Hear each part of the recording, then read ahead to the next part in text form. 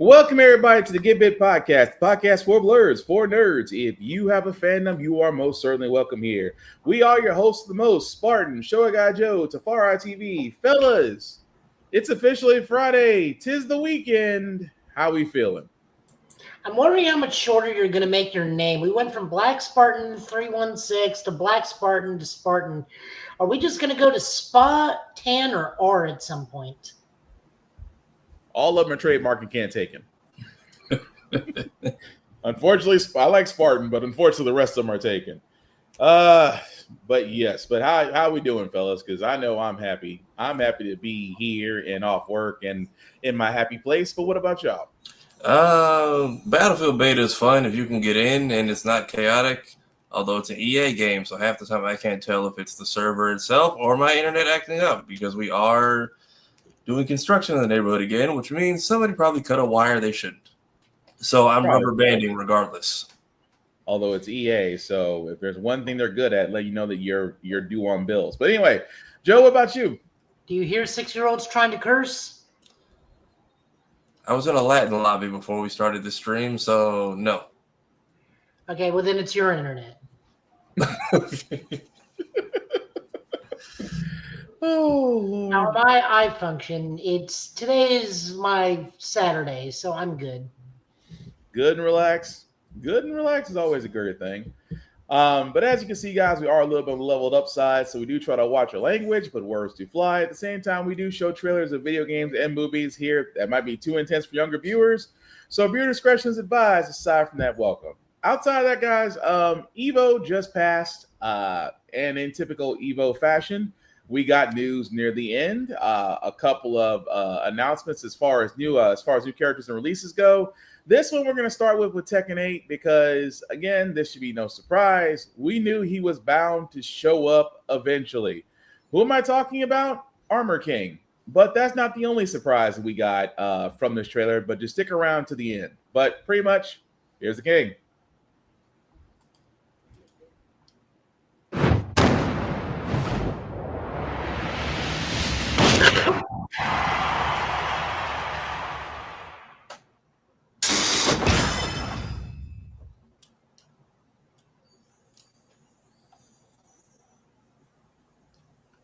Now, let the world hear it!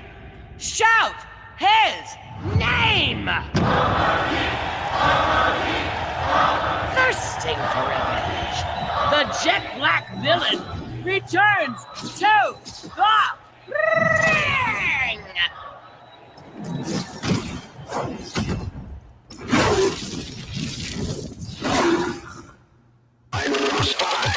Get ready for the next battle! Tekken 8! New challenger! Armor King!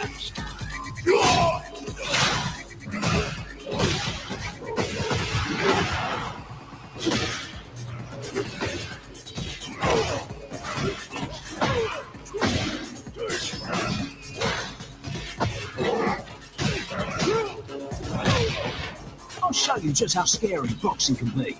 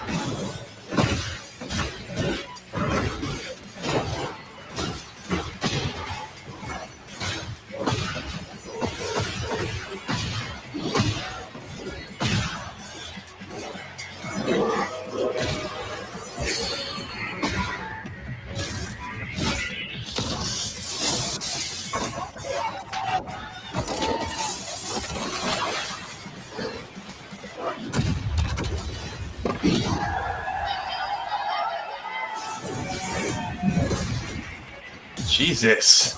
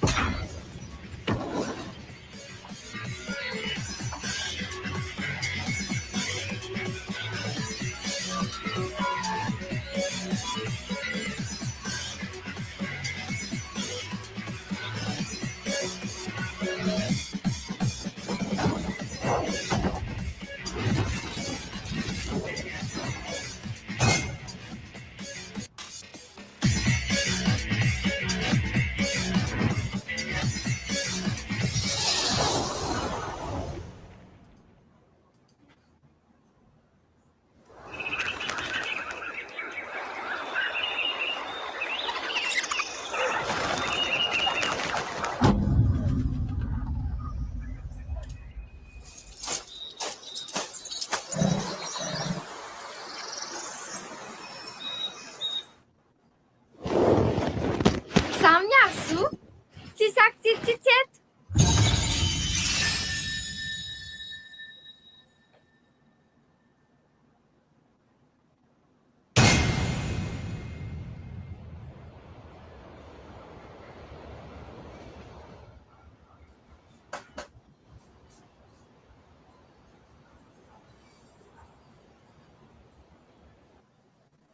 All right. So that was the trailer for Armor King's Tekken 8. As you can see, there was also the introduction of the next character.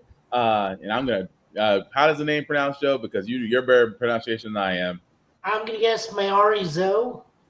From Madagascar. So she is going to be the next one up. I believe they had her set for, give me 1 second. Yeah, they had her Winter. set for winter. So we're going to get Armor King very soon. Early access October 13th, but for everybody else, it's October 16th. Again, not too far off from now. There was some slight controversy with this new character. I was gonna say, is this the one that Harada was going back and forth with somebody about like the age and the look? Pretty much. Well, actually, Harada did tweet recently that some of the characters had a issue. I sent you that tweet. Yeah, I got it. Give me a second. But the issue we're talking about is not that. The issue, as usual, is the community immediately sees Africa and does not understand that Africa is a large continent with a varying amount of people, a varying age and skin color. So- Okay. So when they, so go ahead, Joe. I didn't mean to cut you off. Go ahead. No, that's pretty much it. Just like everyone assumes Africa black. Black is night. Not accounting for every other variation of black person that exists. Which was initially the first issue that some in the gaming community had during the first of that. This other one though is trying to fix about character proportions. Again, I give Harada credit. He is trying to do what James Gunn does for the Dark Place in Twitter. He tries to address gamer issues and concerns as fast as humanly possible. So want to give the man credit. He's trying. That being said, there were some issues about character proportions, as you can see here, that they're trying to fix the asymmetrical problem. So just like you see here with Asuka, it's just trying to make it more realistic is what he's getting at. So they're hoping that it gets fixed in the next patch. But again, I'm not nitpicking because, again, bugs happen. Being in the IT world, bugs will happen. This is nitpicking at least, but at the same time, he's trying to correct it. But what were you gonna say, Joe? Oh, I was gonna say, especially people were very mad about Asuka because Asuka is kind of akin to Mai Shiranui for reasons. Mm-hmm. It has been for a while, but the new update made her made her less Mai. Yeah. But that's the reason. Like again, we're trying to make this we're trying to, like I said, get a fun place. It's just that with gamers, some do take it too far. Look, again, there's diversity in many other countries. Africa's not just all black people. I mean, there are other ones out there, but at the same time, fellas, it's not that deep. Just going on with that. But Especially considering Madagascar is a mixture of Asian and African descent, majoritively. yep, So you're going to get everything under the sun. you're basically getting the melting. African is also like a not bizarre, but a unique blend of like India, Middle Eastern mixed with African also. But you're getting it. Well, basically, you're getting a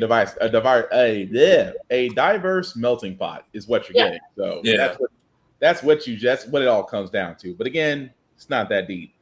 Also from Evo, we did get another clip from the Virtual Fighter project. Dear Virtual Fighter project, could you please give us a longer trailer? And what I mean by that, y'all, is that this won't take very long.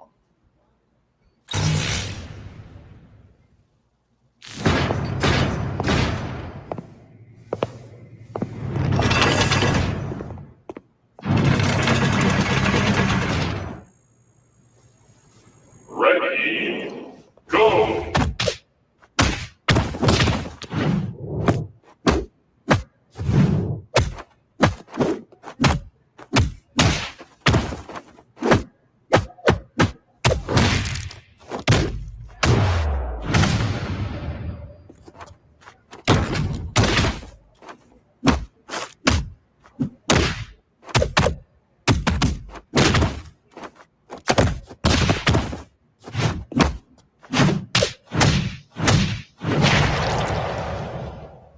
Okay.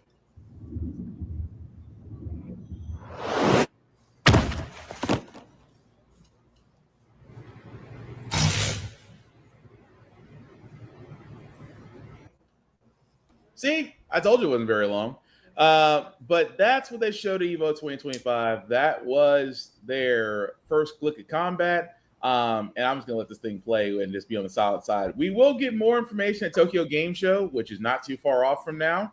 But overall, again, Virtua Fighter, I'm looking forward to this. I like the fact that we're seeing more of it.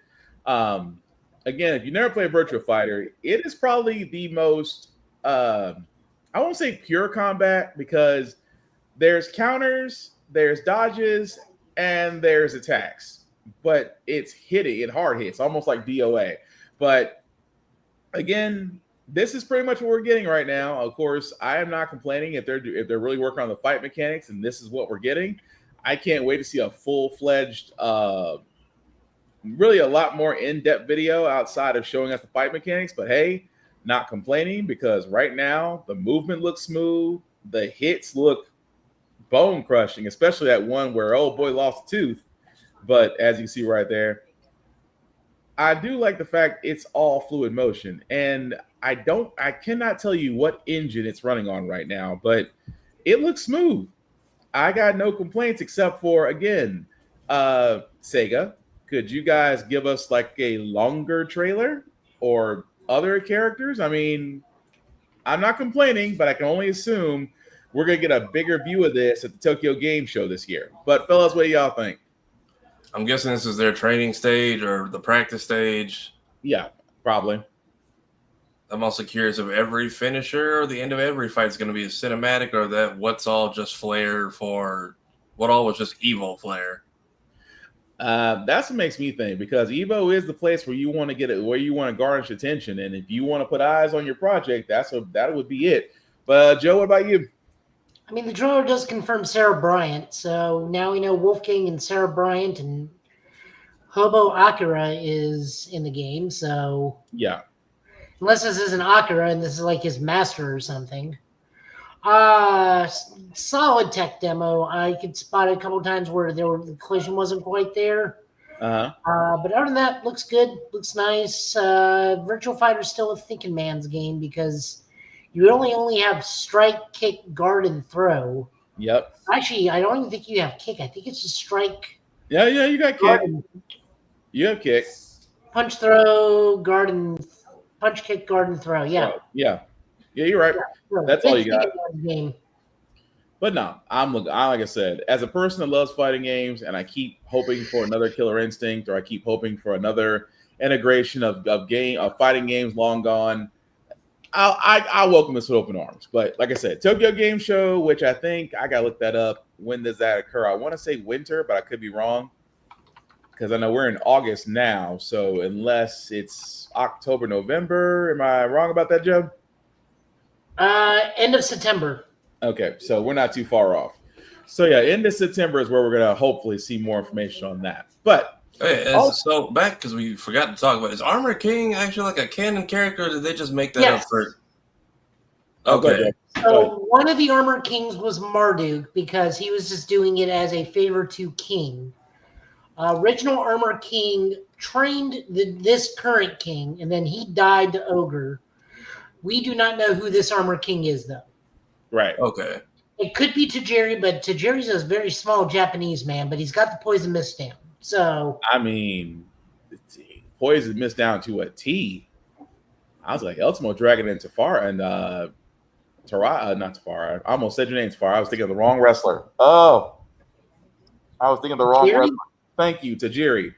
I was thinking of him. Because Asuka was using poison mist when she was a heel. Yep, and when she was Kana, I forgot. You're exactly right. But yeah, it's gonna be interesting to see Armor King. Like I said, I was an Armor King fan. I never mastered him to the point to where you can just disrespect somebody from linking 8 moves together. I have never mastered that, but was always a fan of people that can do it. But it's gonna be interesting with him in Tekken 8. Although again, Mr. Harada, you don't gotta give us Waffle House. Give us Huddle House with different colors. We'd still be happy. That's all I'm saying. You don't gotta do the yellow and black, but we'll know what you mean if you do that stage. But Come on, the easier name would be Heihachi's Hotcakes. hopefully it's not trademarked. You might have gave them an idea. You might have gave them an idea. I hope it's not trademarked. But Street Fighter 6 also has a trailer as well. We actually got to see our teaser trailer for Viper. And if you haven't seen it, here it is.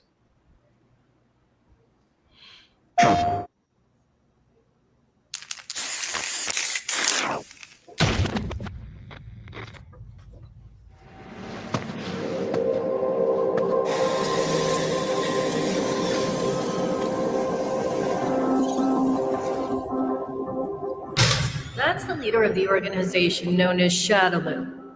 His name is Bison. This is simulation data based on his battle prowess. But, as a research director, I'll have to test what this thing is capable of. Out of all the data obtained by Siren, this one's the most dangerous. We should be able to fight against it. Let's boot it up. Begin test.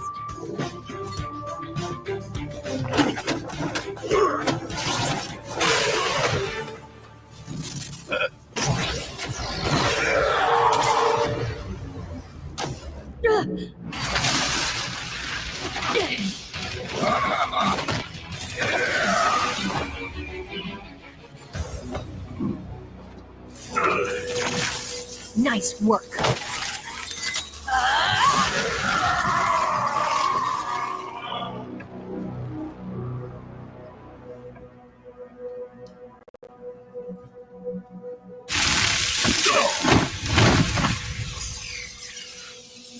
Ugh, I hate doing overtime.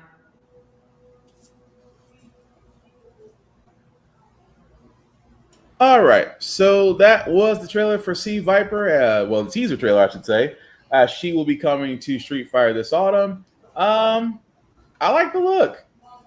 I'm not gonna lie, I like the look. Can't really mind. I'm gonna say as far as her fighting, I've never fought with her. Joe, have you ever fought with Viper? Tabara, have you ever fought with Viper in Street Fighter? No, this is my first time hearing of her. Yep, I used her a little bit in Street Fighter 4, where she was. She only really had like 3 moves. Hopefully, this means they changed her playstyle a little bit, and she's like a mobile grappler like Laura. If not, I'll still give her a shot. She'll be like the first new character I've bought since Mai. I mean, I dig her redesign. I like the fact that she is very similar to Vanessa from Yeah. King of Fighters, Yeah. where she is like a legit businesswoman who with a family at home, and this is just her job. Yeah, I can see that. But that's going to be interesting come autumn to see exactly where she falls, because we know there's going to be a fight scene with her in it. But yeah, still should be pretty cool. Also, this was actually a surprise as well from Guilty Gear Strive that they're actually getting another playable character, and it's Lucy from Edge Runners. And if you haven't seen Edge Runners, again, available on Netflix, highly recommend you should watch it. Kind of gives a different story of a different person in Night City. But again, if you still play Night City, if you're like me and Joe, you constantly play Night City. But Lucy is one of the characters from Edge Runners, and she's the newest character in Guilty Gear Strive. And here's her trailer.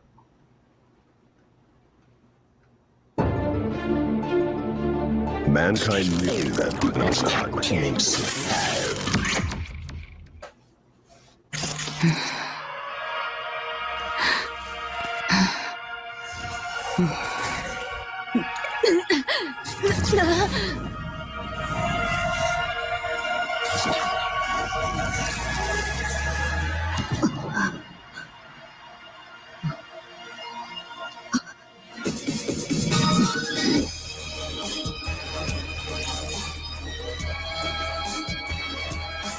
This is some seriously odd shit.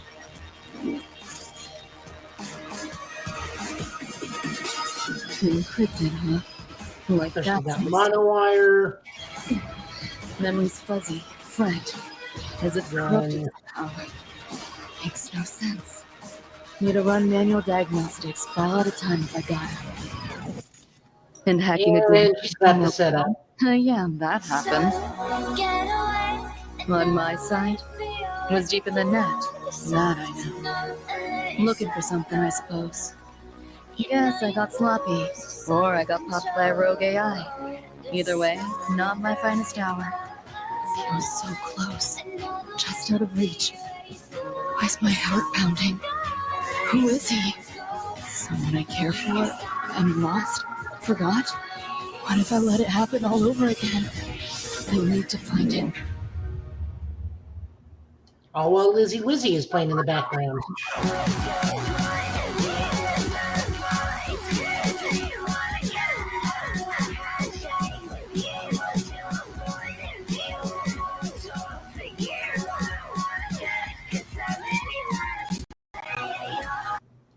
I'll be honest, that's pretty freaking cool.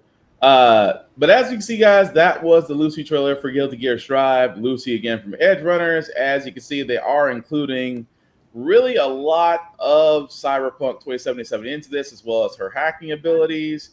I was trying to get to where it actually showed the screen, but I might have blown right past it. But I'm liking the fact they are keeping the whips involved, that she does, there we go, that she does actually got the abilities. As again, if you... Conclusion. Right. That's an actual thing. Energy siphon, algorithm malfunction. That's not a thing. That's not a thing. Right. Resistance glitch isn't a thing. Pacify is not a thing. So they are just renamed from some of the stuff, with the exception of Contagion. Yeah. So it is pretty cool that they are including these things. Like I said, for her, I guess for her fighting style, because well, she is a net runner. But no, I'm digging this. I really do like what they did with her character. It almost makes you do want to fight with her.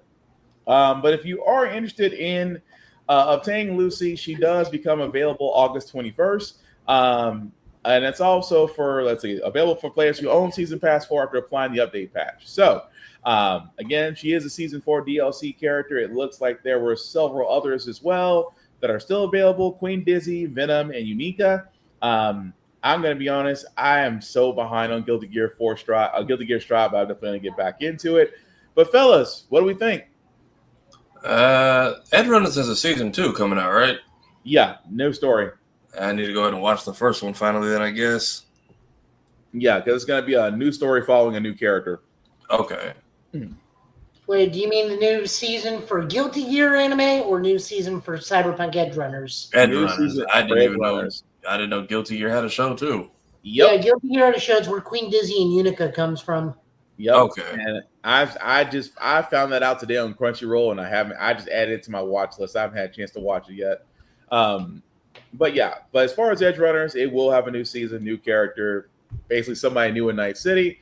But for everybody else, she will be available come 12 days from now. 2 weeks. 2 weeks from now, in August. But I'm liking it. Like I said, I gotta give Guilty Gear more credit because I keep talking about fighting games, and between that and Blaze Blue, I still need to go back and really, really deep dive into those games. But still, I can't lie. I just love the way her character was set up. I really do. But speaking of setups, I know Tafari did mention Battlefield 6. I'm still hoping to get in. Again, guys, the beta is. I'm going to say this right now.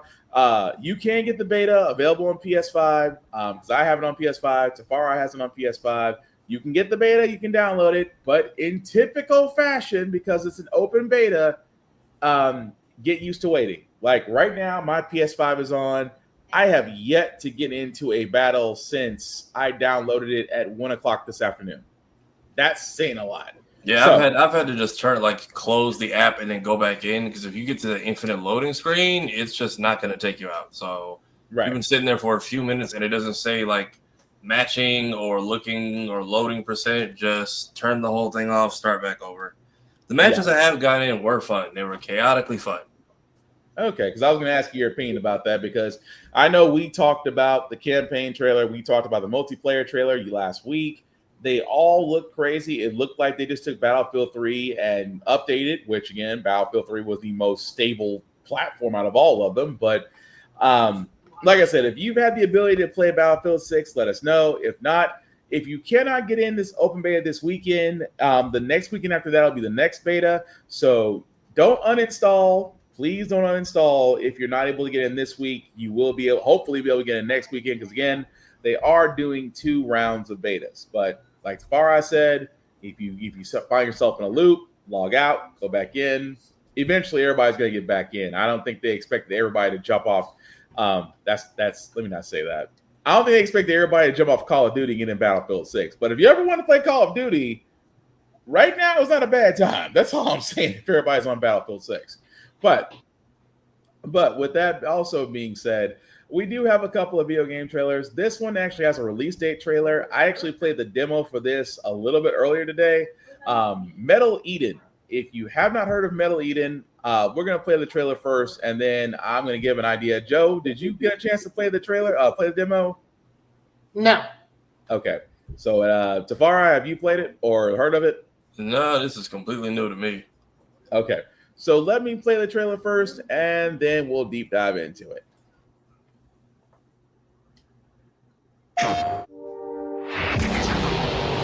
Mobius is sick now. It corrupted the other engineers. I warned them of the erosion. Couldn't you help it? They didn't see it until it was too late. Maybe by wanting more than we need, we brought darkness into this world.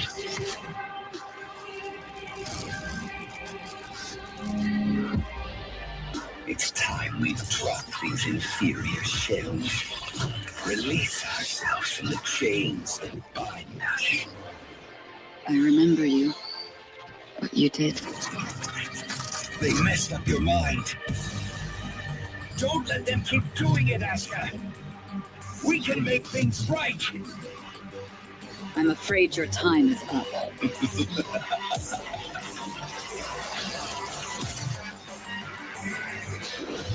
Show me that you are better than that.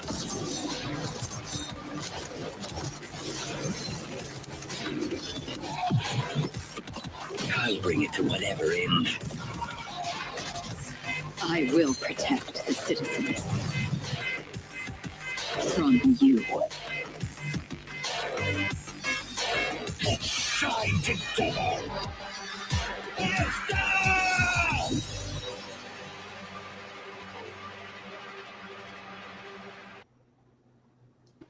All right, so that was the trailer for Metal Eden. As you can see, you can wishlist now. There is a demo for it on PS5, which I downloaded and played a little bit earlier today. Really, in my opinions, it's not bad. It does play like Ghost Runner. Now, if you play Ghost Runner, it has the same principle, except instead of a blade, instead of melee, you do have shooting and jumping and dodging, and it's all freeform. Now, again, if you are used to Ghost Runner, you're going to love it. If you're not used to it, there is a little bit of a learning curve. At the same time, with the demo, and I'm just going to go and say this now, there is some audio bugs, aiming issues, which I know that I'll probably be fixed in the final product. But honestly, after playing for a few hours, because the demo is fairly long, you get about 4 or 5 missions to really play. I do like where the story is, where you're basically a rogue AI is basically fighting against multiple AIs. And I'm not going to go too far deep into it because I don't want to spoil exactly the main character that you play. But I would honestly give this a shot once it comes out. But from you guys, I know from Joe and Tafara, you guys watching the trailer, what did you guys think of it? It's very much giving me like a more futuristic version of Doom, but almost cinematically, story-wise, it's looking a little Metroid Prime-esque, or just with a little bit more serious tone. It looks like it's fun though. Oh, it definitely is. Like I said, I just can't go too much into it because I want to spoil it. But Joe, what do you think? Is it a hero shooter? Is it a multiplayer shooter? What? Hero shooter. Oh, well then hard pass. Yeah, it's a hero shooter. Because like I said, it's like the best way I could put it, it's like if Ghost Runner and Doom had a baby. Because you get a crap load of weapons at the same time. Like I said, with Ghost Runner, it's that free form. Like a lot of people don't like fluid games, I guess that makes sense. Like it's all motion based, so if your eyes can't keep up with it, it's like your reaction time slower. Like I said, it's kind of like Ghost Runner. It takes a while to get used to, but it is fun to play. But I'll leave it at that. But moving right along before we get into Kamen Rider and again also WWE and the fact of what they're trying to do to us as subscribers. We do got a couple of things from Nintendo's Indie World showcase that did happen this week. There were a lot of trailers for indie games. 2 of them that stuck out that got me and Joe's attention. I'll start with the first one. This one is called Mina the Hollower. Joe, any background you want to give on this, or should we go ahead and play the trailer? I think the trailer pretty much tells itself. I just know it's made by people who made Hollow Knight, and this is kind of like their Legend of Zelda. Cool. All right. For everybody else, here's the trailer for Mina the Hollower.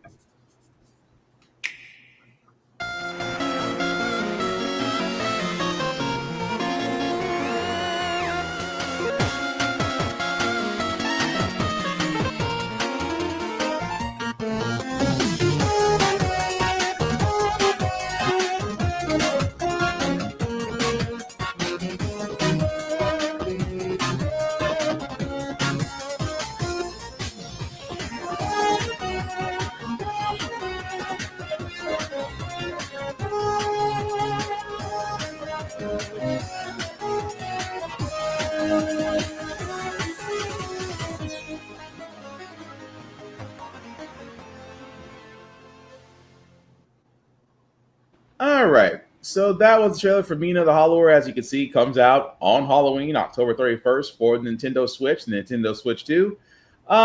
Looks pretty cool. Definitely does give me Legend of Zelda, Castlevania vibes, but I'd give it a shot. Kind of reminds me of more Zelda with the adventuring, but the art and the character reminds me of, what was the one where there was like a dog in a night costume that was out for like the Sega, and then they made like Rocket 2 sequels. Rocket Knight Adventures? Was it? And then they made like 2 sequels that didn't make any sense because they went in like 2 different directions, and it came I out think like it's Rocket Knight. I think you're talking Rocket Knight. Let me see. I want to say Rocket Knight Adventures because you said a dog. You said a dog in a helmet. Yeah, it was Rocket Knight. Yeah, Rocket Knight. It's giving semi-Rocket Knight vibes with the more old school Zelda type of 2D pixelated adventure. Yep. But it definitely does look fun. But Joe, anything else you want to add to it? No, I look forward to playing it. Sweet. I mean, I looked at it too. I was like, when I first saw the trailer, I'm like, oh, this thing looks, it does look really cool. I'm actually digging that. But yeah, comes out October 31st on Nintendo Switch, Switch 2. The other game that we do got is called Well Dweller. This one caught my attention just because of the artwork. It does kind of give, again, in the same area as Shovel Knight, Hollow Knight, but it's different. Kind of gave me a Souls. It kind of gave me a Midnight After kind of feel to it. But I'm gonna let the trailer speak for itself. This is Well Dweller, a Well Dweller. I've got to learn to pronunciate.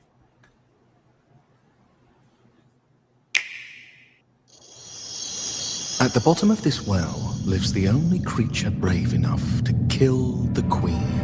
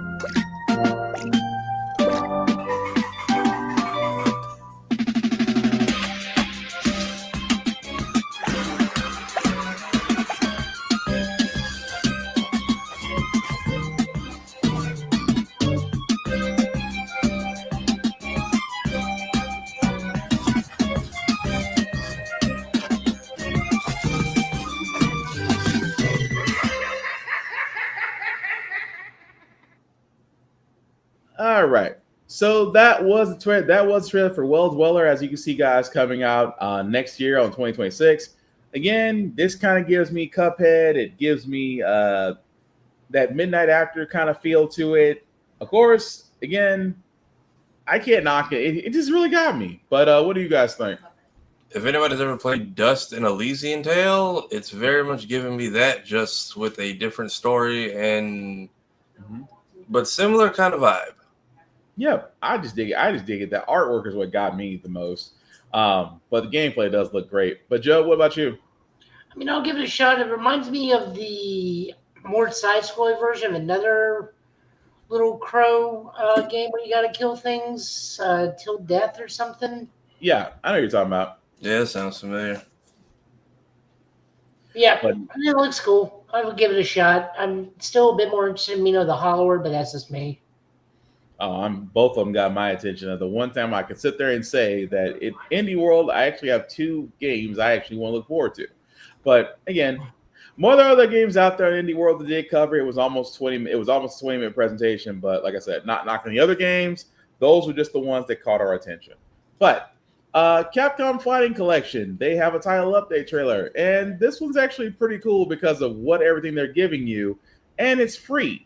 But if you haven't seen it, here's the update for Capcom's Fighting Collection 2.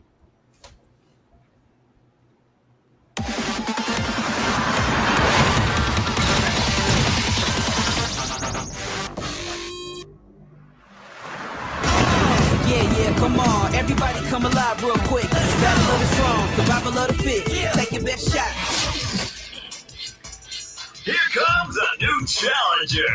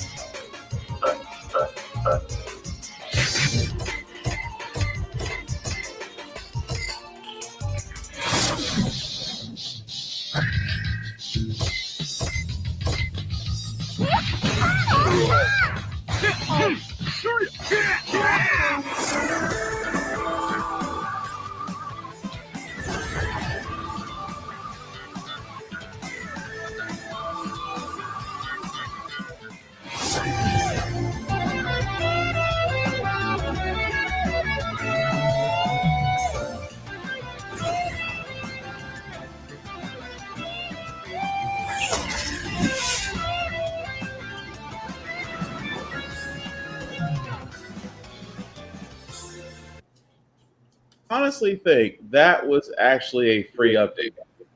Oh, And so this is all for the Capcom. Wait, did they already? When did there's already a second fighting collection? Yeah. I'm trying to remember because the last one I remember was the Marvel vs. Capcom. So I forgot we were already on the second one of the original fighting. Yeah, because the second one, because I'm sorry, go ahead, Joe. Go ahead. No, I was gonna say for the second fighting 2 has Power Stone in it. Has Power Right. Stone. Right. This one has Rival Schools 2, Project Justice, Power Stone 1, Power Stone 2, Plasma Blade 2, Brillstein's Nightmare, and Capcom vs. SNK 2. Right. EO or Match Millennium. And at the same time, the original one that had Darkstalkers, that had Street Fighter, that had I'm trying not to remember all of them, but the point is you are getting a lot more tracks, artwork, and characters being unlocked. I know some people kind of made some digs about unlocking certain characters in Street Fighter EX, but again, these are free updates. I will say one thing about Capcom, because I thought they were going to nickel and dime people to death. And they said with this title update trailer that no, we're not going to nickel and dime people to death. These are going to be updates to games that you already have. So I have to give them credit for that. The one time I wanted to give Capcom crap, and yet at the same time, they're actually doing right by people. But what do y'all guys think? I mean, good on them. I'm not sure. Does that make Street Fighter Alpha 3 upper double upper, or is it just upper with new characters? Because I mean, there is an updated version called Double Upper, and he's gone. Oh, he's back. I don't know. Yeah, I think it's gonna be upper with new characters. Y'all keep going. Me and the camera gotta have a discussion. Okay. Yeah. So then what y'all? So we have the 2 Power Stones, and then what other games are involved in this one? Rival Schools 2, Project Justice, which is the upgraded version with more characters and everything. And then we got Plasma Blade 2, same reason why it's the second one. That gives us more characters and better balance updates and whatnot. And then Capcom vs. SNK 2, which is the big draw. Because it's either Mark Millennium or you can set it to EO, which was the Xbox and GameCube it was the version. GameCube version, because the one I have is Mark of the Millennium, and EO was what, just a balanced version of it, or it was a balanced version, but we got the C stick, so you could flick the C stick and do supers and special moves by flicking the C stick in a certain direction. Yeah, okay. I remember now. Right. Yep. Like I still have you flipped the C stick directly up on Zangief, you could do Final Atomic Buster. Okay. I mean, yeah, if they're giving them a free update, that's fine. I wish they would update the Marvel vs. Capcom collection, because I get that it's like the arcade edition, but I would have liked some features from the actual like CD versions we got. Because like the arcade mode is literally like you go in there and there's no free play versus certain characters in some of those games. It is literally versus mode if you have a friend, arcade mode, and then arcade mode is just kind of fighting the same people in a row, just versus whatever 3 you pick. And that was the only downside of like MVC2. I couldn't really like freely pick who I wanted to fight against or try different matchups. Yeah. It kind of it sends you in there with literally the arcade and like CC's Pizza version of the game. Which I get arcade edition, but you know what people were buying this for. I mean, you would think so, but I still say it still might happen. Like I said, I really wasn't expecting that title update. I kind of figured once they came out with the Fighting Collection 2, it's like, okay, here we're moving on. Especially with Marvel Tokton, which again, I meant to say this as well, and I apologize. There is a beta coming out for that for PS5. You can register that on the Marvel Tokton website. Would highly recommend that you do, because if you've learned anything from beta so far with Battlefield 6, them spaces will fill up quickly. And like everybody else here, myself, Joe, and Tafari included, we all can't wait to play it. So again, go to Marvel Tokton site to register for the beta if you want to play a beta version of the fighting game. But with that being said, as I'm waiting for my camera to agree with me, we got to cover this because I know it's been a while since we talked about wrestling, especially with some good news, bad news. Let's go ahead and start with the bad news. Which one? Which bad news? Brock Lesnar being back, ESPN. Let's start with Get ESPN. more specific there. Let's go ESPN first before we go to Brock Lesnar. So, with that being said, guys, if you've been under a rock, ESPN has inked a new deal with WWE. Well, I should say the Mouse, because the Mouse practically owns everything at this point. $1.6 billion deal to stream WWE's live premium events. This will include WrestleMania, Royal Rumble, Survivor Series, so on and so forth.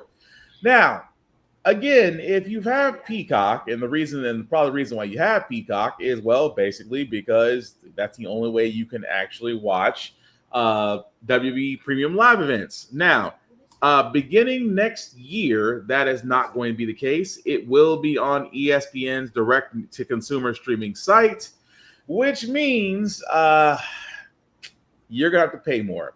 Now, let me stress this. Well, let me stress this very heavily, guys, before everybody starts panicking. Number one, if you already have, and I want to stress this heavily, just to be clear, if you already have the ESPN app as far as the service as a provider, you're already going to be getting it come next year because you're paying for it. That's only if you have ESPN as one of your streaming providers. If you do not have ESPN as one of your streaming providers, then there's a problem. You're going to have to pay for a new service. Now, here's the thing.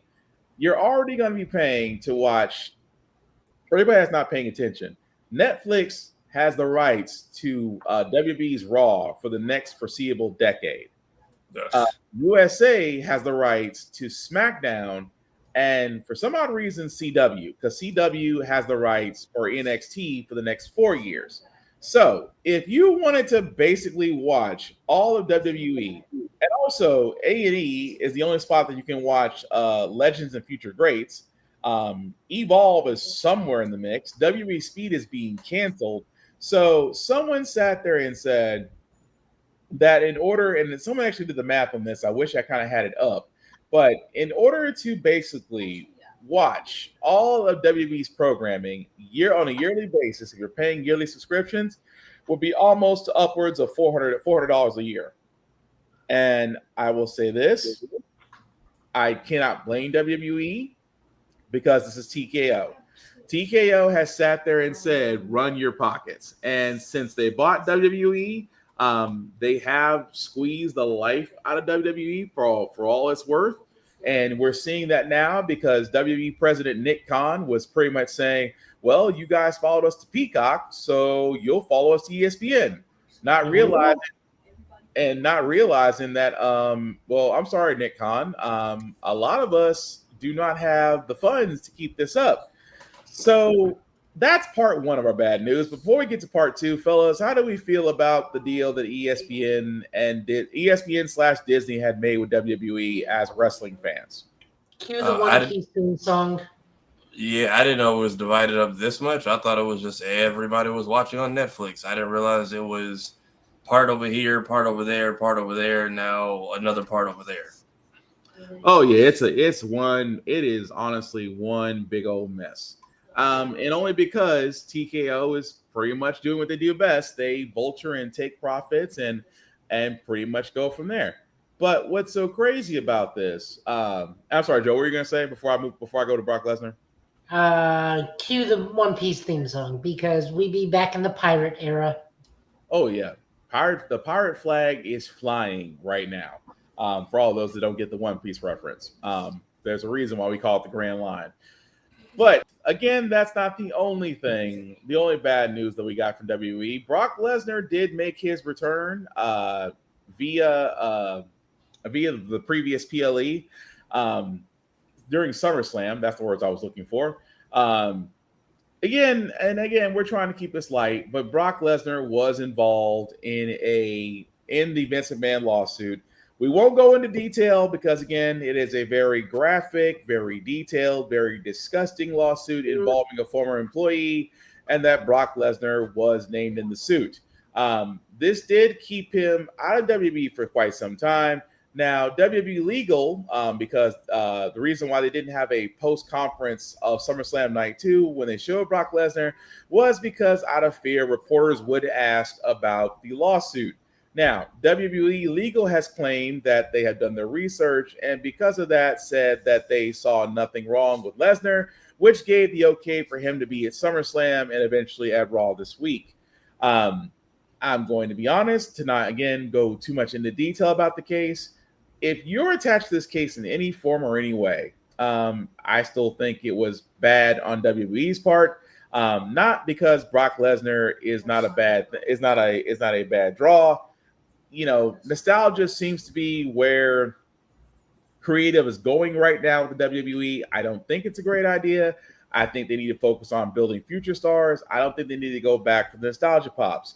That being said, Brock Lesnar, again, is a lightning rod. And if, again, not to go very graphic into the case, if I was a woman that was employed with the WWE, I might be looking at them kind of funny, concerning the fact of them bringing back this man involved in the lawsuit that he is.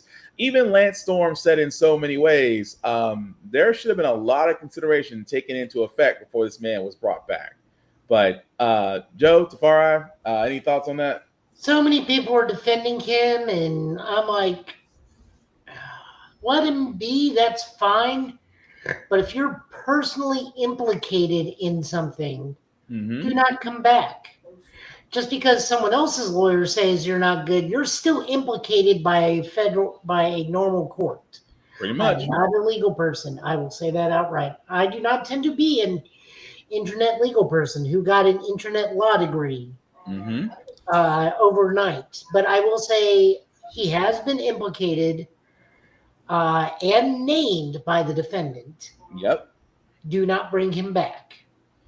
It really was that simple. But Tafari, any thoughts on it? Or I missed this completely. I had no idea Brock was even involved in any of this BS or was committing BS himself. My entire timeline has been Cena cutting the music on his way out onto retirement, apparently. Yes, because I feel like I don't see enough people talking about it. I'm like, I don't even watch wrestling. I respect John Cena. He's been talking about it for a while. Yeah. Okay. Yeah, because he did have, it was right before his title match with Cody Rhodes.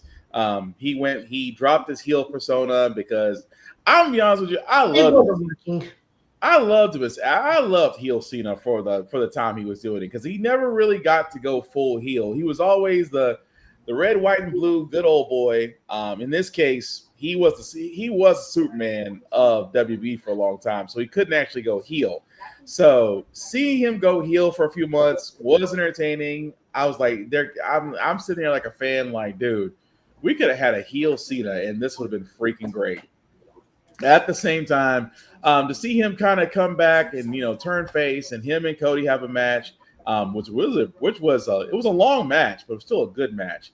And now that Brock Lesnar's being brought into place, what we did not know, and I wanted to add to this, was that Triple H is saying that the last of John Cena's matches are pretty much being dictated by him and his opponents. He wanted to pick Brock Lesnar as one of his opponents on his farewell match because I think he's got like 4 months left of his contract. 4 months left, and then he's done. And like Joe said, if you're attached to that much mess, don't show up. I mean, it's like the Velveteen Dream. Velveteen Dream had one incident, and that man is blacklisted from WWE. But rightly so. Most wrestling. Right. Rightly so for what he did. Now, I will say that I'm not justifying Velveteen Dream in any way, shape, or form. What that man did, that man deserves, as he's trying to, I guess, get back into the spotlight now. But on a more humorous note, the reason why we aren't saying shit is not only we're watching our language, it's also part of the problem with the case. Because it's a very descriptive action. Oh, for Jafari, you understand this. This is what Bobby's girlfriend did on Jerry Jones's desk. Yeah. Some things you just can't unexperience, especially when your dad is in the room. And you know what? Just find a way to keep her in the show. That's all I ask. She was. I'll address her character later. I like her. I like Willow. The vegan is okay with me. But as far as WWE goes, like I said, It's going to be a rough time for fans. I mean, John Cena leaving, and again, that man has been doing it for 20 plus years. I'll give him credit because some guys, I call it the Ric Flair disease because Ric Flair will never leave a wrestling ring, and I hate to say it, and I don't want to wish evil death upon this man, but I think he's going to wind up dying in a wrestling ring. I think he's going to wind up dying. Yeah, he's going to wind up dying in a ring. Going to body slam him, and he's just going to crumble to dust. Yeah. They will have an emergency protocol like on standby. It's like, all right, if he doesn't get up by the 10 count, have the paramedics ready, make it look cinematic, then just make the announcement when everybody goes home. I mean, I'm going to be honest. I really think that's going to happen because that man is, like I said before, I give Cena credit. Cena saw the writing on the wall and was like, look, I've given 20 years. I'm a 17-time world champion. I've got nothing else to prove. I at sometimes carry WWE for a couple of years. What more do I need to do? And I'll give him credit for that. I will not knock Cena for that at all. The other reason Ric Flair has to keep wrestling is from all the divorce settlements because that man is addicted to getting married. And divorces, isn't he up like to 4 now? 4 or 5? Yeah, somewhere 4 or 5 marriages. Those alimony payments got to be crazy. I'm saying, but no. Again, hats off to Cena. Much respect for being retired, for looking forward to his retirement. Looking to see some matches. Not looking forward to Brock Lesnar. I mean, there's other people you could have picked. I mean, CM Punk is right there. You could have always fixed that issue.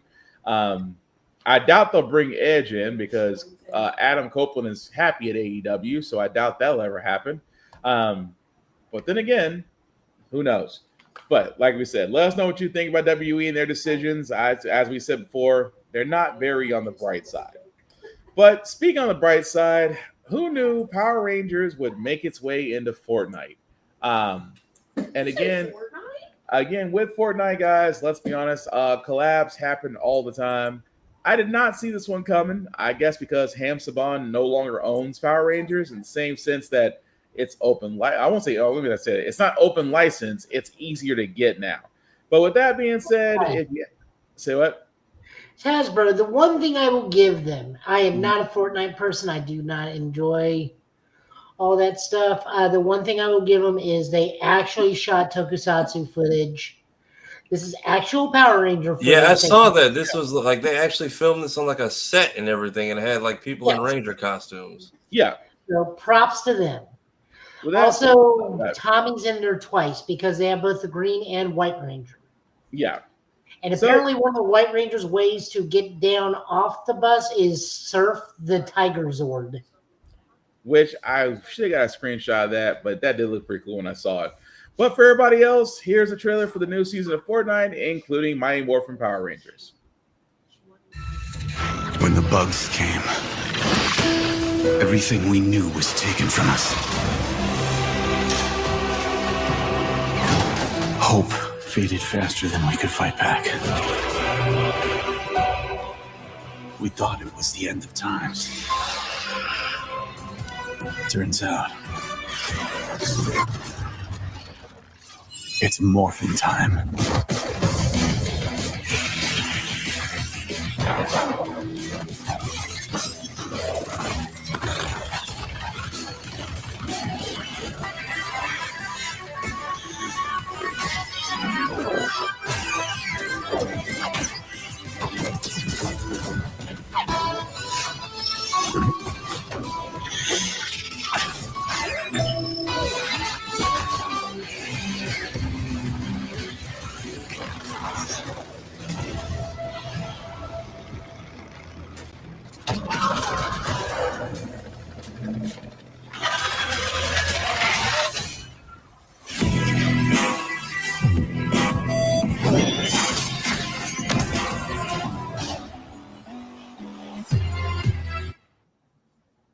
All right, so that, guys, was the trailer for Fortnite's next season, Shock and Awe.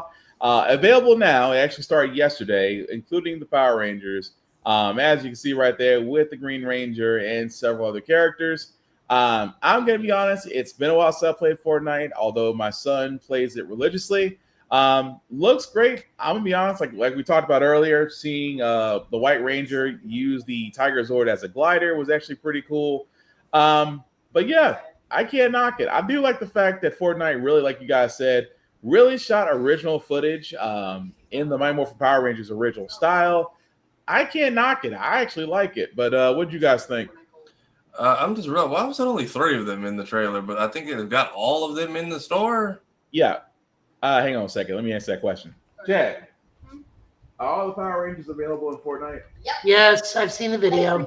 Yeah, I saw Walter and the Green Ranger. Yeah, I saw Walter Jones sharing like, "Hey, y'all should buy the I don't know, Zach or not Zach in the game." But I'm like, I didn't see. I'm like, I just realized I only saw like 3 of them in there versus the whole squad. Yeah, I was gonna say according to my. Go ahead, Joe. Whole squad's there. Yeah. Okay. Chad just confirmed as he's over there There are playing videos on TikTok and everything about it. Yeah, it's just I just wonder why they weren't in the promo because then like what was it, red, yellow, and blue we just saw, but then they got Tommy on the poster. I did think that was kind of odd, but I guess that's the way they wanted to shoot it. It's called budget. Y'all have no budget. Are we pulling a Deadpool? They can only afford 3 out of the 5 Rangers. We can afford X-Force, but not the real ones. Nice. If you were going with guns, you could have just gone straight to SPD. Although SPD is my favorite. SPD and Ninja Storm are my favorites, but I digress. But my favorites are here because most of them are Japanese. As long as it's not that creepy one I told you about that gives me nightmare fuel. You're gonna have to be a bit more specific there, Chief. Railroad. Tokuger? Yes. That had some of the best monster designs, the best theme song. And those outfits will forever haunt me. I got the Tokuger changer and gun sword. As long as you don't have the helmet, I'm good. I like to sleep at night. As long as the rails actually move. Blue's signature thing is he adjusts the rails on his helmet. They are a loose thing. Thanks for that, Joe.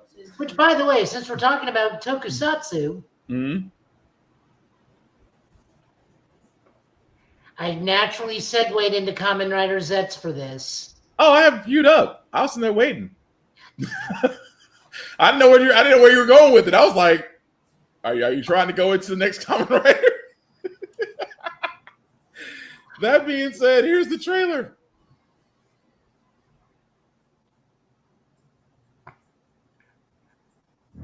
They're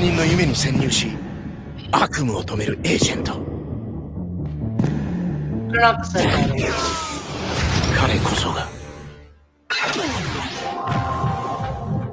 I'm on it. Impact! Not seeing that. Henshin! Kamen Rider Z!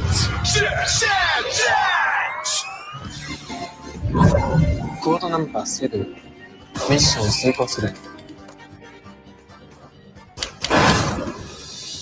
おやすみございます。ネムちゃん。そういう世界観なんだと思って迫真の演技を心がけました。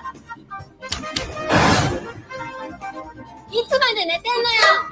逆に感心するよ。毎晩エージェントになる夢ばっか見て。ヨローズバックさんですね。この世には未だ解決されていない不可解な事件、ブラックケースが数多く存在する。私には理解できません。夢の中から現れる怪人なんて。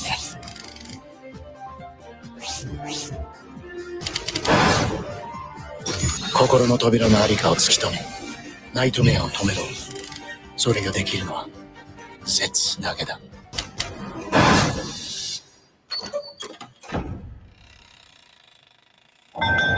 早くナイトメアを止めなければ世界が滅びる。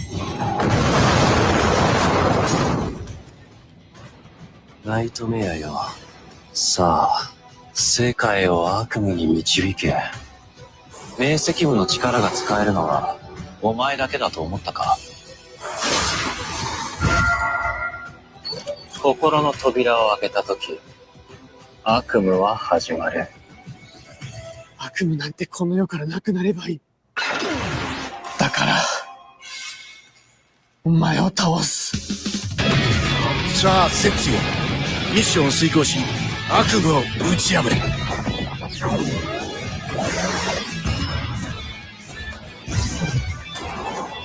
新番組、仮面ライダー Z。9月7日日曜午前9時、熱心スター。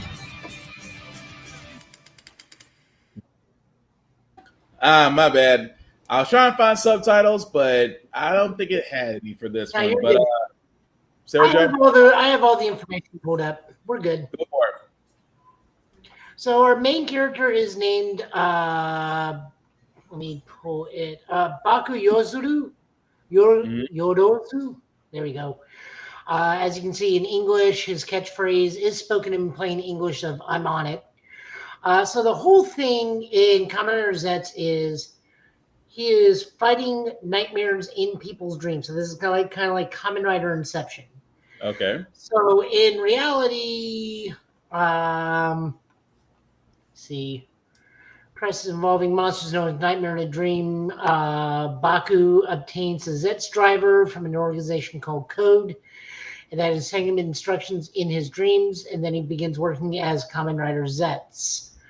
Personality-wise, he's a pretty much generic, normal dude who is just kind of, run-of-the-mill, but in his dreams, he has lucid dreaming, so he can make himself into the invincible agent. He also has... Hey, Bama. Kind of shame didn't come as popular as Power Rangers. Yeah. Well, not on the U.S. side, but on the other side, it's popular. It's getting there. The other thing about him, and with a lot of the characters, is he has a name etymology that deals with sleep. So his first name being Baku, that is another name for a yokai or a spirit that feeds on nightmares. Okay. The next girl they put in the trailer, whose name is Nemu. She's a popular idol in the normal city where everybody is. But as she's so frequently everywhere, she shows up in everybody's dreams in whatever state they dream her in. And she tries to stick around and stuff. And what she matches with sleep is, in Japanese, Nemu comes from the Japanese word sleep, or Nemuri. Huh. But she appears in everybody's dreams, though. Yeah. Because she's such a prevalent idol. Huh. Okay. She's always on everybody's mind. Gotcha. Okay. Yeah.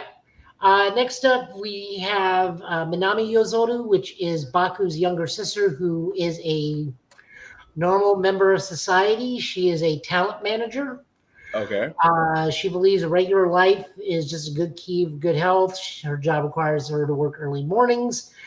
She has no idea about Baku's actual being a Kamen Rider. So while he's asleep, she just wakes him up. Okay. She has no real name etymology dealing with slaves. She's one of the very few. Okay. Interestingly enough, this is going to be the first time we deal with the police directly since Kamen Rider Double. So first up, we met Tatsuya Fujimi. He is working as assistant inspector and a section chief of the Tokyo Metropolitan Police Department. He's working as an assistant inspector of the Public Security Bureau's of Mysterious Incidents Division. So he gets put on all the black unsolved cases. His name, the first part, Tatsuya, is a homophone for the word, also Tetsuya. The word used to be described for being awake at all night.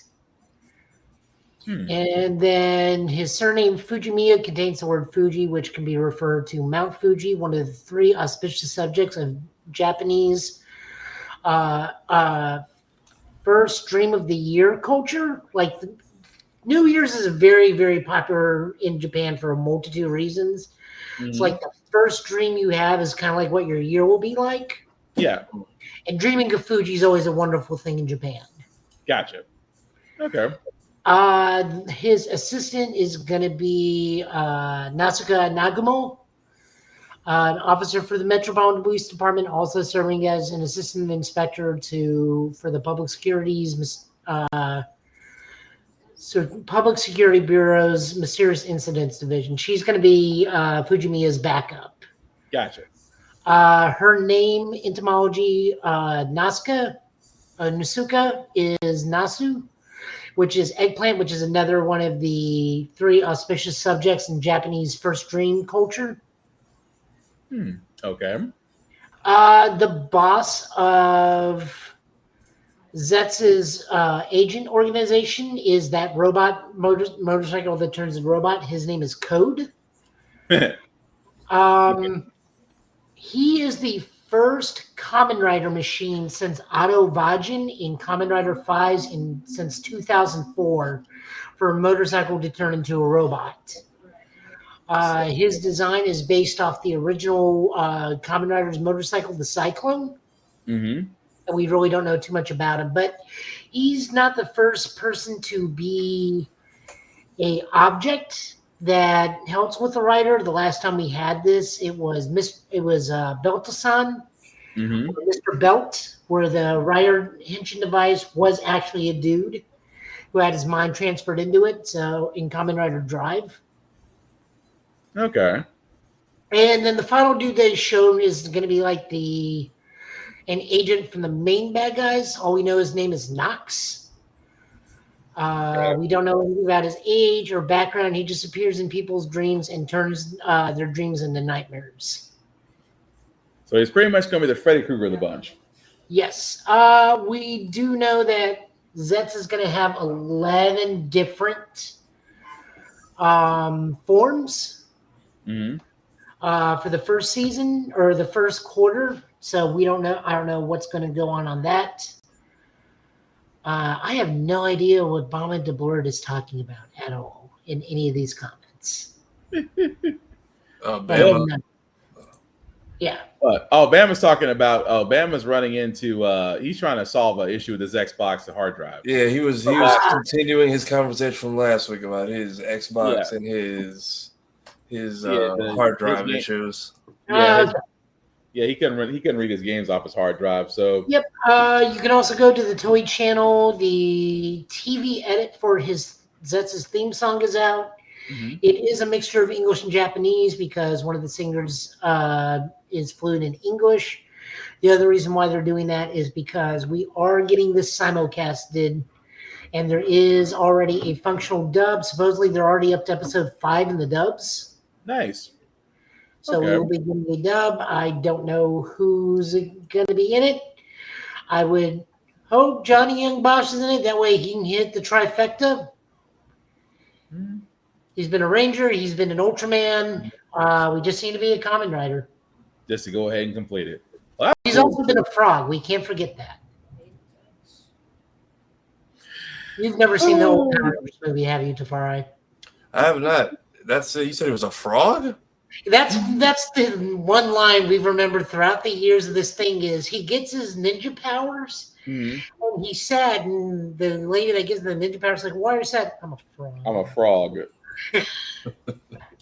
That's the moment he said it, that's when my mind went to. He was like, but I'm a frog. I'm like, oh wow. But thank you for that. So before we get to Spider-Man news, Sonic is saying run your pockets on several different collaborations. We'll start with this one first. Sonic and Puma with kid shoes. As you can see right there, Sonic the Hedgehog will have a Puma collection arriving October 30th. That will actually show shoes for Tails, for Sonic, and for Shadow. Now, if you are wondering, and I do mean if you are wondering about the price, well, as I said before, they will release October 30th. You can get them online. Keep in mind, these are kid shoes that are collector's items. The Sonic shoes will be available again October 30th.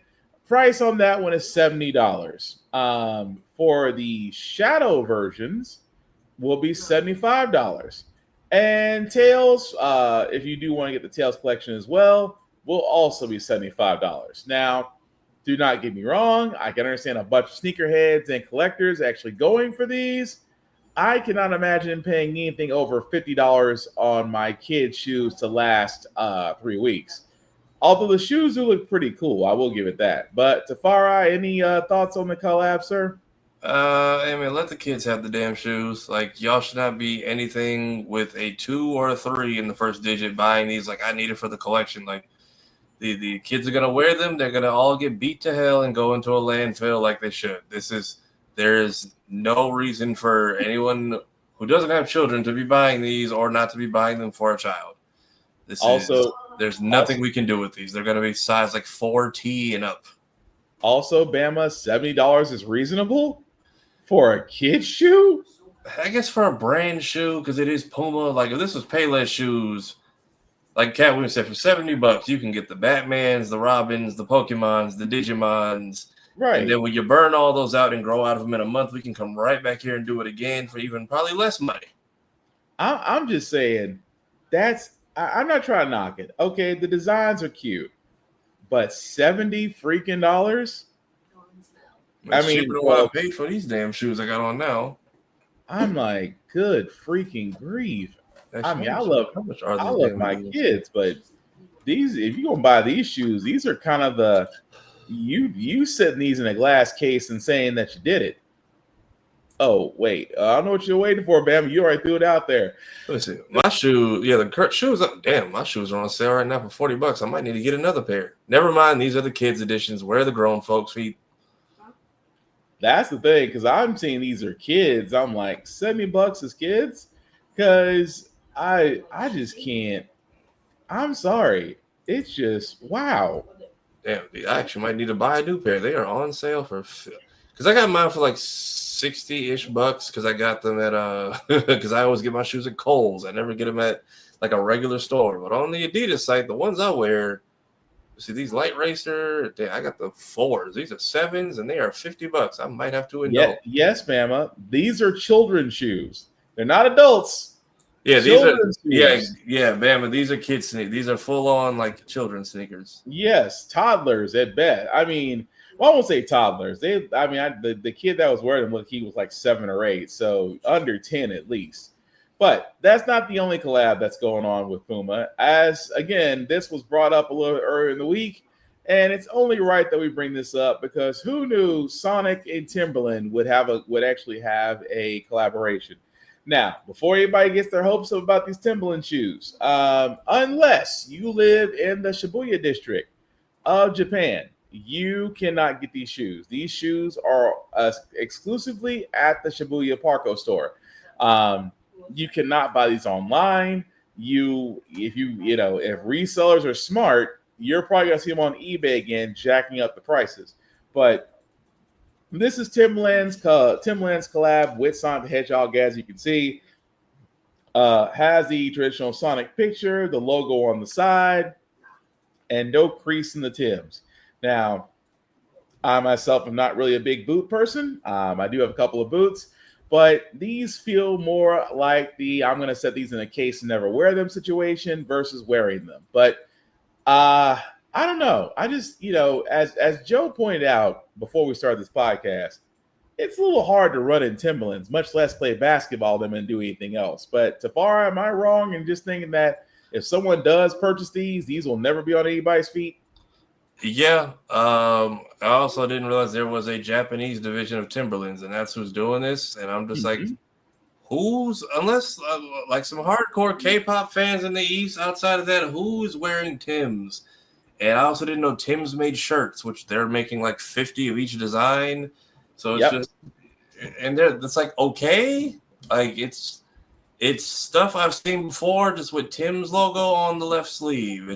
I'm not impressed. It's just weird to take the most New York-esque shoe and make it Japan only, and there's only 30 pairs in general. So, and they don't even like Sonic like that in Japan. That's the crazy part. Sonic is not a big like factor in Japan. So the fact that they're doing such a Western collab at home base is very strange. And I'm curious, why is this even news? Like, why would y'all tell the world? Why did you post this in the American account knowing we couldn't? Also, what's crazy is these shirts, Like the graphic shirt is $100 or 14,300 yen. And the shorts, I'm sorry, the long sleeve is $100. The short sleeve is $75. And again, like you said, there's not a lot to it. I mean, you would think, and I'm just using this t-shirt picture as an example, you would think if you're paying $100 for a shirt, it doesn't look so half-assed. Like this looks like something you can iron. Like you remember those iron transfers that you can put on white t-shirts? You just had to make sure you didn't burn it. Yeah. This is what it looks like.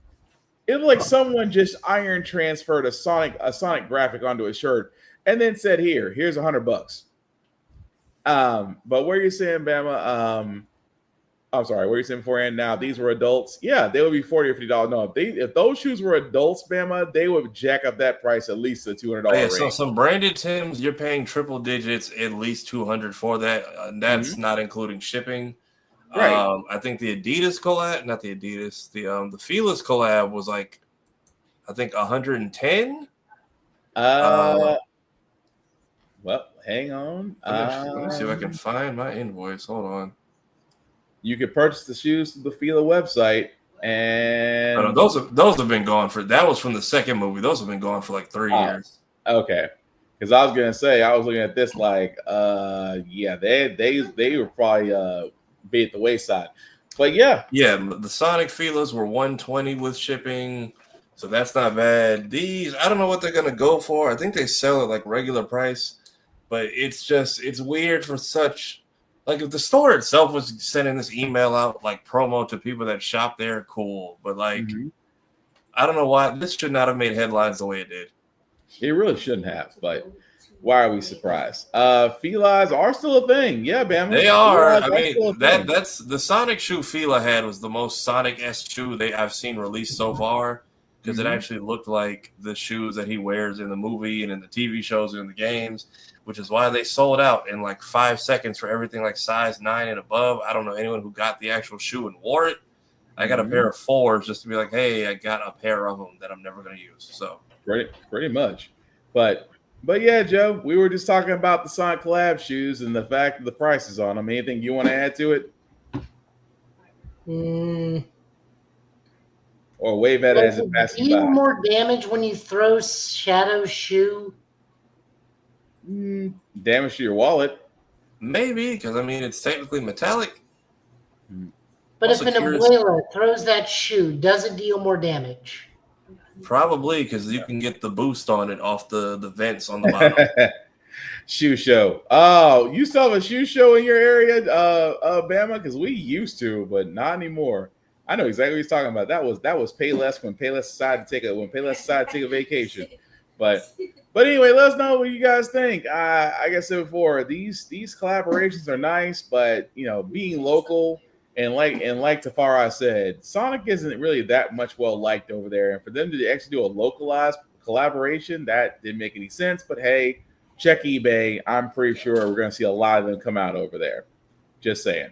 Probably I don't know. And then if you see the kids' shoes, leave them alone. Let the children have it. Let them get their it'll be October. Let them get their mid-fall back to school shoes. Yeah. Although again, $70 for a kid's shoe. Gee, Christmas. Anyway, Spider-Man, brand new day. Let's get to the casting before we get to the multiple shots of the suit. Yeah, we've all been casted. We have seen more of this movie than any other Marvel thing. It's not even leaks. They have the entire city on set with them like on a daily basis. Pretty much. That being said, we do know that this guy right here, who will be playing Matt Gargan, Michael Mando, forgive me, will be reprising his role as the Scorpion in Brand New Day. He did actually let that go as a confirmation post under his IG. Still looking forward to what we said. Like I said, we don't have really a lot about Brand New Day as of yet. As far as the story goes, this is a reboot. Not reboot. A relaunch of Spider-Man post the Homecoming trilogy, and the fact that he is starting from scratch without tech, new suit. People don't know who he is. So, and without an Aunt May, because spoiler alert, if you didn't see No Way Home, Aunt May didn't make it. thanks to William Dafoe. So we do know that he will be cast in the movie. This one, I see. Here's the thing I got to bring back. We did find out the Incredible Hulk, Mark Ruffalo, will be joining Spider-Man joining Tom Holland in A Brand New Day. I got questions about this because I don't want to make it feel like this is a red herring. Like we're only going to see him for like 10 minutes in the movie, and then they can sit there and say he's in it. But do we think that Mark Ruffalo is going to play a bigger role in Spider-Man Brand New Day, or is this just a one-off cameo? He runs into him and keeps it going. Go ahead. No, go ahead. What you got, Joe? I am wondering if they're going to do the big scene from the comic books, where after Pete deletes everybody's memory, he runs into Hulk, and Hulk is like, Banner forgot. I never did. Yeah. It would be interesting if they did do that scene, because for all those that don't know, that was, as Joe had visibly described, Hulk never forgot who Spider-Man was. So it would be interesting to see if they do that scene. Like I said, we don't know a lot about Mark Ruffalo's position in this story because, again, this is where Peter kind of goes back to ground with a new suit and things of that nature, which we'll get into momentarily. Yes, you're right, Bama. Michael Mando did play Voss in Far Cry 3. Yeah, okay, that was him. So yeah, this is... So supposedly, and I don't know how much like traction there is behind this, but this is supposed to lead into Hulk World War Hulk, apparently. If it does, I know it's leading directly into Doomsday, but there's supposed to be like World War Hulk, where it's the Hulks dealing with the multiverse of Hulks, and like one of them's supposed to be Maestro, supposedly, and Eric Bana's Hulk is supposed to be Maestro. Interesting. Yeah, Hulk. This has just been going around. I have no credible source for this, but this is what's been like making the rounds of. This will spin out. This will lead into Doomsday. Doomsday gets one movie in between Doomsday and Secret Wars, and it's a Hulk movie. That would be interesting. And Bama, yes, Hulk never forgot that Peter is Spider-Man. He never forgot. He never forgot. That's the one thing about Hulk. He never did forget. At the time of the books, Hulk was a fully separate personality and was fully not sentient, but like fully intelligent. He's no longer childlike Green Hulk. He is like fully formed Hulk. What's up? Hey, Lainey. Hey, Lainey. I'm wondering if they could also. I wonder if they could also do kind of what Ultimate Spider-Man did, where Hulk was kind of always on the run from Shield, but then because I don't remember if it was magic or science, they did a body swap, and Hulk, because he had like Peter's intellect for a little bit, learned how to actually like talk as Hulk and like communicate, which is how they spun off into what Agents of Smash or whatever it was called.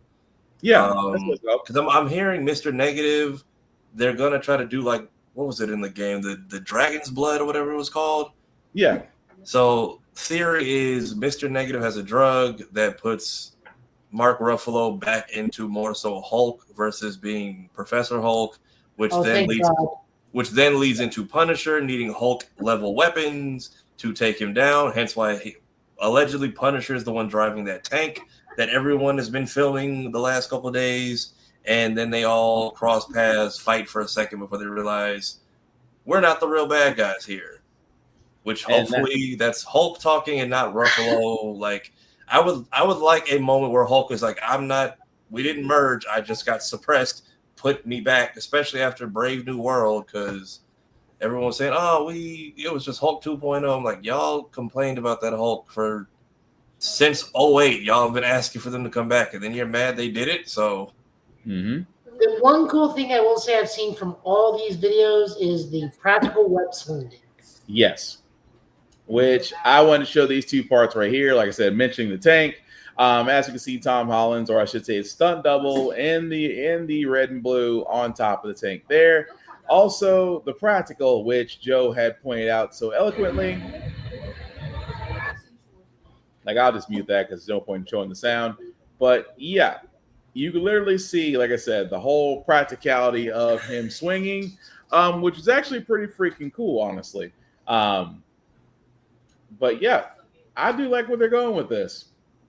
But I do like Yeah, and that. I know one of the directors said like, "Oh, they feel like practical web swinging feels silly." But I'm like, I think if it's done right, which once we see this in post, I think it'll look fine.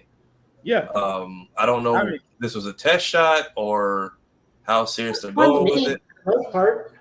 I mean, I do like the fact because you got the cart right there. You have multiple camera angles up at the top, so they are definitely doing their due diligence here.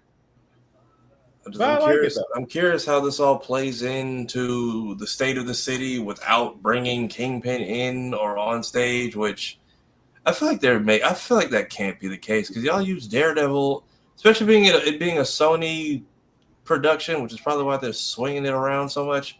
Like y'all use Daredevil in No Way Home. I don't see why Kingpin couldn't be shown, if not at least name dropped in this movie. Because I feel like Might be. You never know. Might be. I feel like starting off that street level rivalry would be a great point to do that.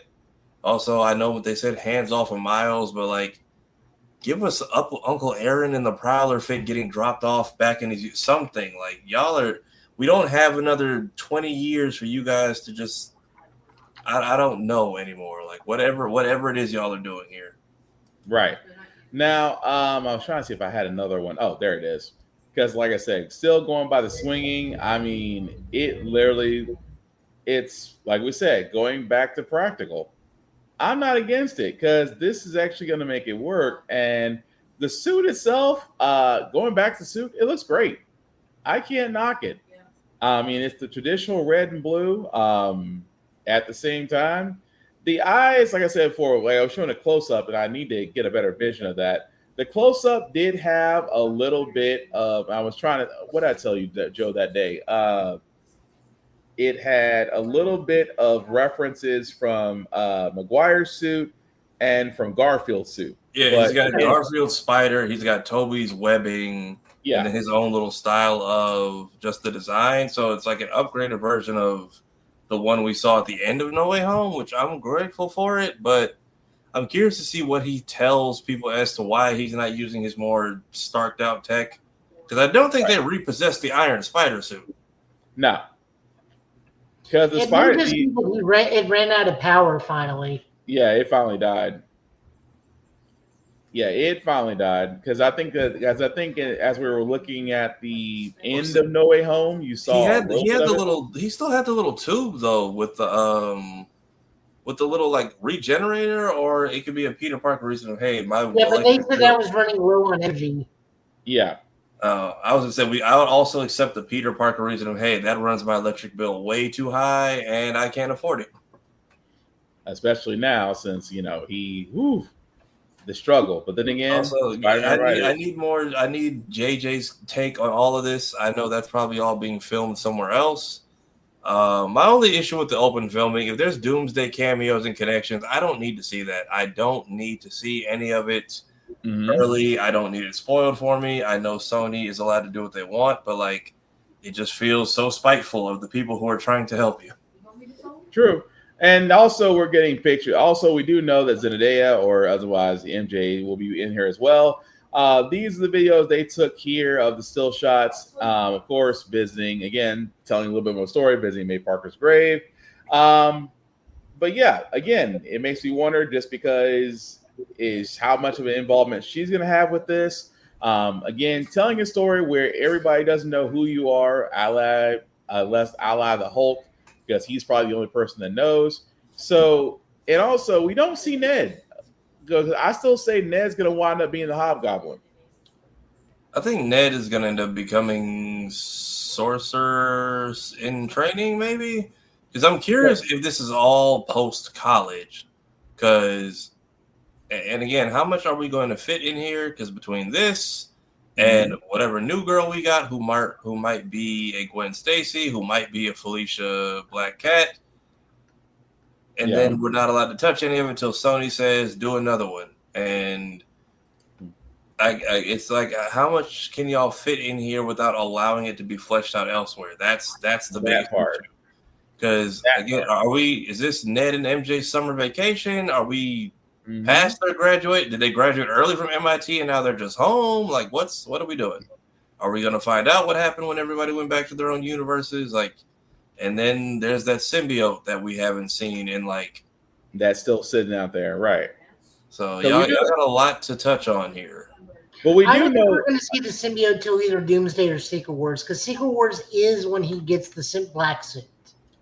If not, then like set it up at least, because like the problem is they're leaving us with so many loose ends that if Doomsday is setting up for a lot without having any setup, like we're just gonna have to go into it and kind of know. Yeah. Versus like, oh, this piece here, like the way they had here's all these movies, but in the short version, when we're at the Avengers Roundtable, here's how these stones have basically turned all of our lives upside down for the last 16 films, explained in like 2 minutes. Versus Doomsday, we're just going in with a lot of pieces and then hope that it all gets put together, and still with no front man or what the issue is, or like we're like what 2 films out, we don't have a setup for how this Battle World thing is going to work. Like if you told me, oh, we're in these other universes and pieces of like land went missing, something, and then I mean it took us this long to get a whole celestial adamantium, which says a lot. I know it goes back to your video. But Bama, how can they not use Kingpin? Because right now Kingpin's kind of got his hands twisted with. I think, and I guess this is just a guess.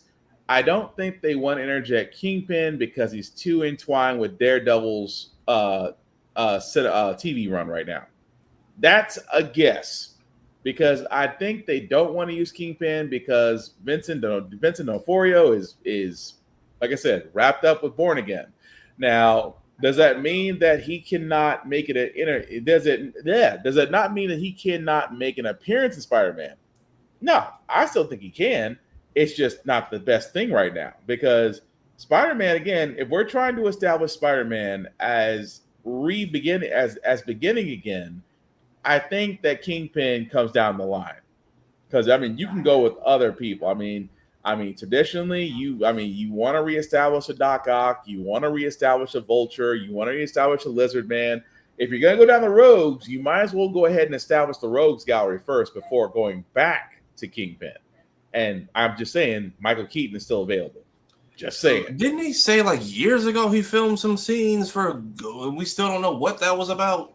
And he has yet to say what that. Yeah, that's another loose end we still have to tie up. Is he just stuck with Morbius, or did they like your end credit scene could literally just be portal opens.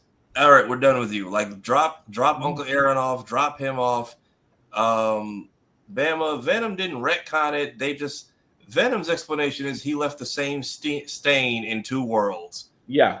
Apparently, yeah. So the one is still left in our universe, and there's another one. Which, if you were to show me just a montage of the symbiote taking over different people, the way Venom did in the first movie, and just hopping around city, I would accept that. I feel like you could also tell this story via like J. Jonah Jameson, because he was cool to have in the last movie, but I feel like they tried to set up him and Spider-Man's rivalry, but it didn't go anywhere. Very much. Because even when he showed up at the apartment, like, now I've got you. I'm like, cool. We saw Spider-Man get jumped by like 6 people. What did you get exactly? Like, not a goddamn thing. How are we blaming him for this? And we saw, and then he's the one who called the cops. Technically, Aunt May's death is on his hands. I think what you could also have, just to tease one more day, you could have Mephisto show up just to be like, hey, we could undo all of this right now if you want to, and then have Strange finally come back and be like, yeah, stay away from that man.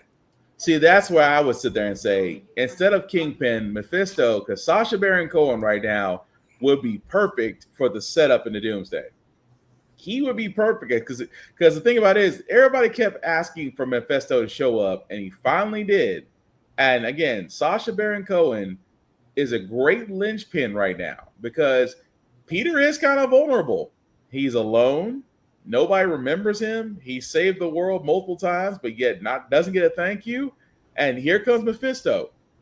What if I can give you what you wanted? What if I can give you? What if I can give you exactly what you want, and just like Riri Williams, oh, it won't. It'll cost you something, but you won't miss it. I could see that. I could see that line before Doomsday and Spider-Man and Peter being tempted. I would love that because again, that kind of keeps us going till Doomsday. It really does. Yeah, all right, like we get it. Y'all want to, we know you're filming Spider-Man. Wrap this shit up. I don't need to see any more. Because I didn't even know that scene of him and MJ at the gravesite was a thing. Like, why are you even here? I don't think you would, nothing. You and May Parker interacted like all of twice. Yeah. But so, and then we still have to see the effects of this memory wipe spell. Like they've got a lot to do. I know Tom Holland said him and Zendaya really like the script. So they have a lot to accomplish in what, like 2-ish hours. So yeah, God bless them. I don't need to see anything else. But at the same time, I will say this: you don't have to finish off the story in one movie. If Spider-Man is going to be in continuum up until if he's going to appear in Secret Wars, if he's going to appear in Doomsday, it doesn't have to wrap. Brand New Day doesn't have to wrap up a story. It can be the beginning of a new chapter. So we're going to see what they do. What'd you say, Bama? No, Peter, don't do it. Just ask her 616 counterpart. Fair enough. But I still say it'd be a great story. But Joe, anything else you want to add to Brand New Day before we? Are you good? No, I'm good. Okay, but let us know what you guys think. Like we said, this is all just speculation right now. We're not 100% sure what they're going to go with because the one time Tom Holland could give us dirt, he's not. So either tells us that Marvel is either being very careful or they've learned not to tell Tom Holland shit. One of the two. But let us know what you guys think in the comments. So a couple more news bits before we get to anime reviews and comics. We actually did get another trailer for Ronin Warriors. Again, the reboot, one of my favorite animes, also known as Samurai Troopers. But we did get a new trailer for it, and I cannot wait. より深く助け生きてやら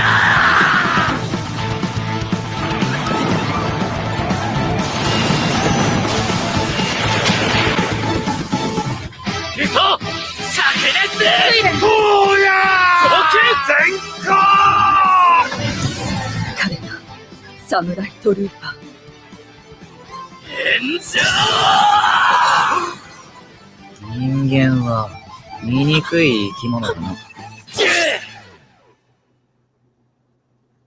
And yes, Bama, to answer your question, it is coming back. This is the reboot for Samurai Troopers, also known as Ronin Warriors. It is coming back. We are following this to a T, but that was the latest teaser trailer as we get closer to a release date. They haven't announced it yet, but again, once it is announced, we will definitely talk about it. But like I said, looking freaking forward to it. Cannot complain whatsoever. What we're also looking forward to is FX's Alien Earth.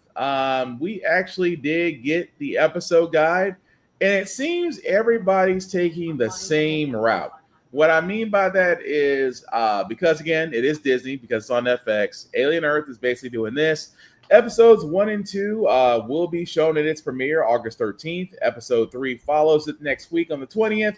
Week after that, it's episode 4. Week after that, episode 5 on that September 3rd. Week after that, September 10th, is episode 6. And, of course, episode 7 will be on September 17th. And all episodes will be available after the 24th. So we are getting a 1, 2, and then a 1, 1, 1, 1 for the next several weeks after that. We've covered Alien Earth here. We've sat there and speculated that this happens post that new Alien movie. I forgot the name of it already. But this is going to follow the series of the xenomorphs being on Earth and the fact that there has been crossbreeding with facehuggers. So this is going to be freaking interesting once it all comes out. But again, that's the episode guide. Tafara, anything else we want to add to this as far as us just being ready to see this? Joe, you too? I'm curious if this show, especially since it's gonna come and go in the course of like less than a month, I'm curious if this sets up for Badlands or attaches itself to Killer of Killers in any kind of way. My money's on Badlands. I'm also curious if this, if not Badlands, I'm curious if they just end it with the world is doomed and Earth is fully infected, and that's where we go from here, and planet Earth becomes an AVP battleground, or what we're setting up for. Either way, I'm curious to see how Alien does when it has a chance to flesh it out more than just 2 hours and like 4 years apart. Yeah. Although again, I'm curious as well to see how the story goes because I am interested.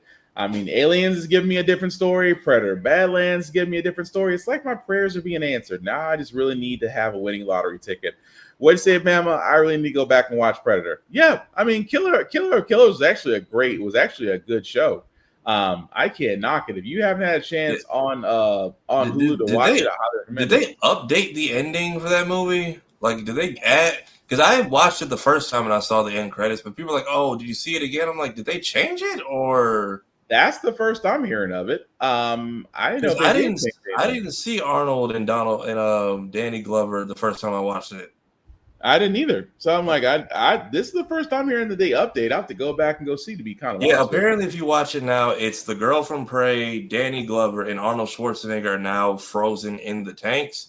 So everybody's like, "Oh, so we basically have a clan that went back and just like Indian gave on all the promises to be left alone, and it's just been snatching warriors, or they've been cloning people." But a lot of people are kind of pissed at it because they're like, "Oh, well, it just makes the Yautja look like a batch of liars." Then, but we'll see if that fleshes out in any way. I'm gonna have to look that up because I must have missed it. I think it's a new ending they've added since it first released. Oh, okay. I see it. Okay. Let me see if I can kind of mute this because I don't want us to get dinged. But I think I might have found it. Yeah, so the girl from it was the first time it just ended here, but now it keeps going, and then Oh crap! Yeah, that's Danny Glover's character.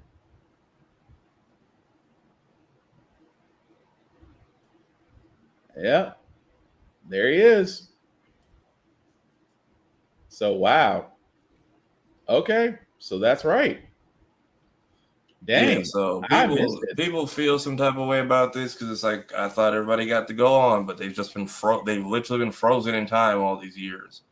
So it kind So of even though it kind of said that the Ujita are kind of full of shit.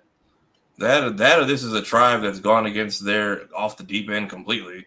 I guess because I'm like, how in the world were you able to pull that off? And supposedly, like I said, oh wow, that is kind of messed up. But of course, it's canon. But we'll see. But again, Killer, I have to go back and go watch it to actually see it. But again, we're looking forward to Alien Earth when it comes out. Anime reviews. All I can sit there and say on my part is outside of the Rise of the Shield Hero, Gachi Yakuta, Kaiju number 8, Sakamoto Days.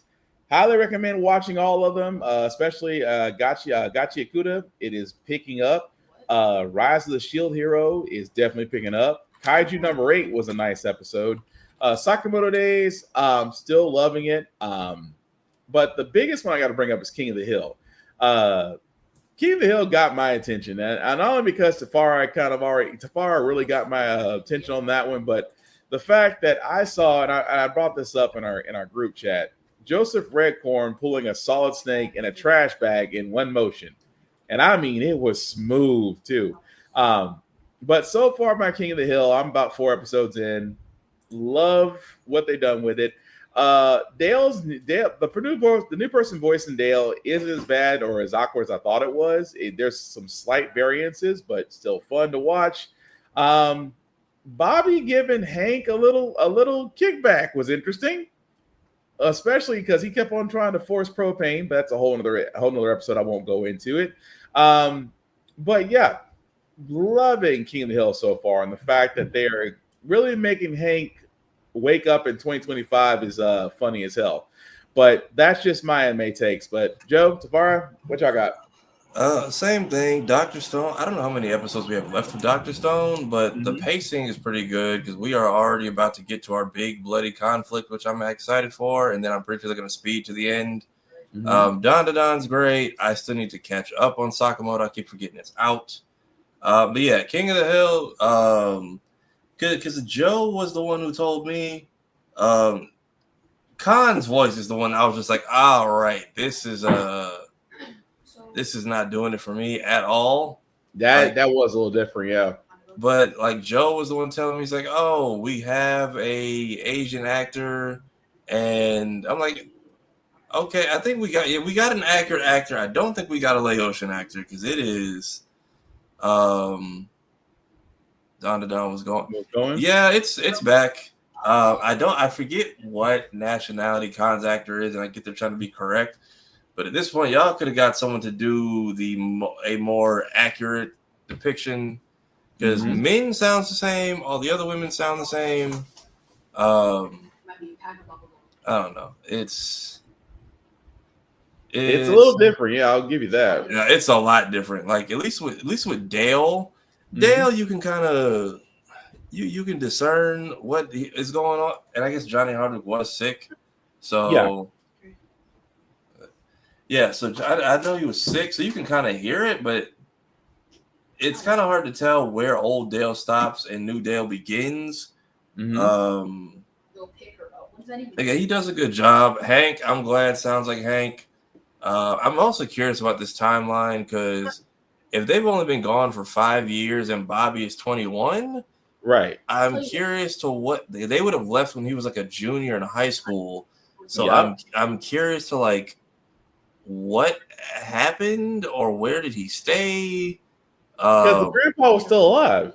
No, grandpa was dead, but granddad died by the time the old show was over. Yeah. By the time the OG show ended, Dee Dee was remarried and Good Hank. Bammy, you gotta watch it. It's actually really good. Yeah, you do gotta watch it.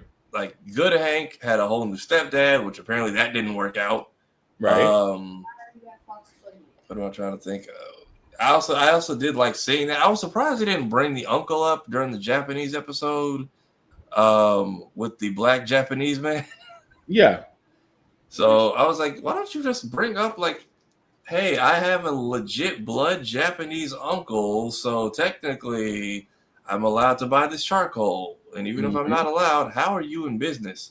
I very much love Connie. Not Connie. I liked I'm blanking on this girl's name. The vegan girl. Yeah, I know what you're talking about.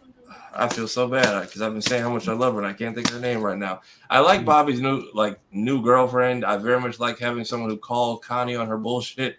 Because again, we saw we know how much a dick that guy Chain was from the original show. So like, why anyone is dealing with him in an adult age is shocking to me. Oh, okay, Ryan Chang. Is that who's voicing it? Yeah. That's what Bama says, Ryan Chang. Okay. Yeah, Chain is a dick. So why her and Connie even tried him and Connie were a thing? And yeah, so also Ted Wasana-san has a different I think a lot of the Asian cast outside of Min and of course everyone who had an age, I think Connie's voice actor is the same. Ted, no one really cares about. Ted's just a dick. Khan, my God, y'all. It feels like some of the vocal direction they were playing Russian roulette every episode and a different character called a bullet. Very much. I do very much like that the entire world is caught on to Nancy and John Redcorn because like even in the real estate ads, like so Redcorn's tapping that, right? Yep, that was funny. Everybody but Dale's figured it out. Ozempeg took a minute to get used to. But Joe, you were the one telling me they got an actual Asian actor for Khan now, right? I think so. All right, but he's that real fast. I'll say because I know he's not Laotian, but it just felt like there's like okay, we got an Asian versus an Asian who can do like a version of Khan's voice. It just sounded old and strained, and like even then, don't tell Hank you're divorced. Just say you got in a fight and you're living in the garage, like, or men put me out. Like, I was also what they did with Hank's brothers. I kind of want them to. That was like one of my goals for this show, and I'm glad they did it. I'm hoping they do that for Luann's kid. Yeah. Because while Peggy is annoying as shit, and I'm surprised like there was not. I love that everybody's tired of her bullshit and calls her on it now. I need an episode where like, hey, you know, we had to like stop Peggy from getting stoned over there. Like, I need there to be some. I refuse to believe 5 years went by and there wasn't a moment where somebody had to come in and like save Peggy from like getting like executed because she just wouldn't knock it off. Right. I also want to see more of their Saudi Arabia life. They were living lavish over there. They had butlers and attendants and a nice truck. And you know that probably drove Hank crazy. Oh, yeah. Well, it seemed like he was okay with it. I mean, the man fell in love with soccer while he was over there. Did you know that when you finish Netflix, did you know you could finish Netflix? When you do, you get something called a wellness check. I'm sorry. Yeah, the show picks up right where it leaves off. I very much love it. Jerry Jones catching strays, I'm all here for. Oh, jeez. Yeah. You know who's Khan?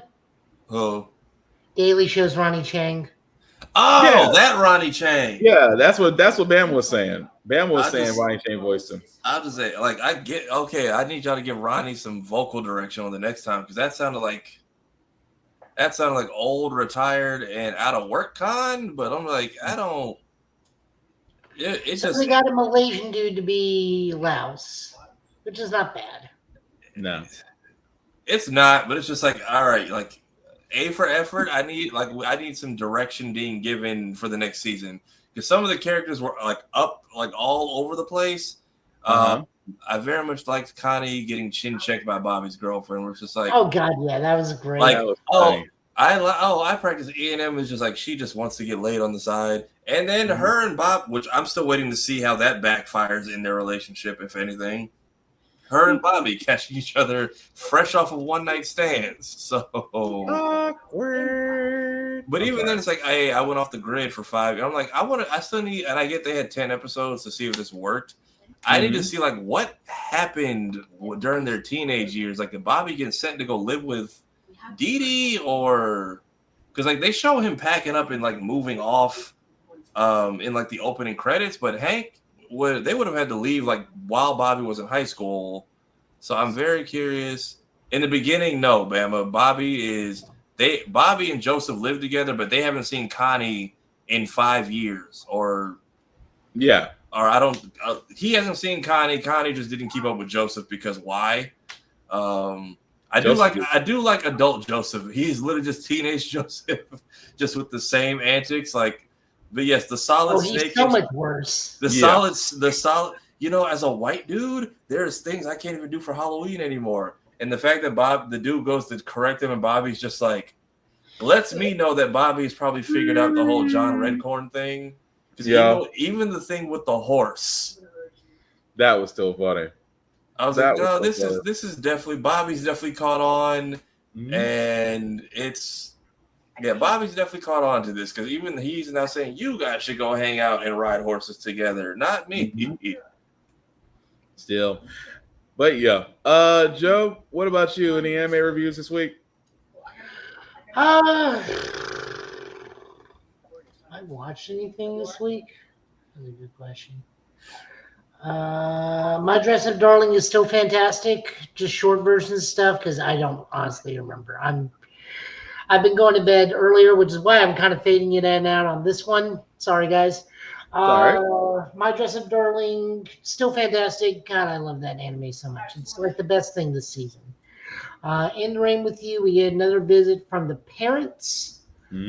And the end of fall festival, I believe, or end of summer festival. They go to that. This is the one with the Tanuki. And what's the other one I watched? Oh, Ruri Rocks. They go look for agate in the sea, rivers, and mountains, and they find not I think platinum, and you get a interesting thing on the weight of platinum versus other metals, and they show how mineralogists test the gravity of certain metals Okay. with each other, which is again just cool stuff. Okay. That sounds cool. Well, let us know what you guys are watching as well. As we try to do, we like to introduce anime that you may not know or just may have forgotten about, or just may need to give it a second shot. But definitely let us know in the comments. Fellas, any news we got left before we go to comics? Hey, Proud Family's back. Go watch Eyes of Wakanda. Stop throwing dildos at WNBA games, please. Please and thank you, because Jesus, that was not fun. Also, Eyes of Wakanda, still love how they did that. Won't say anything about it because all 4 episodes are connected, and I love the fact that what they did with a certain character. But again, you gotta watch it. Joe, anything left? Now go watch Proud Family. I just started the new season. It's fine so far. Nothing.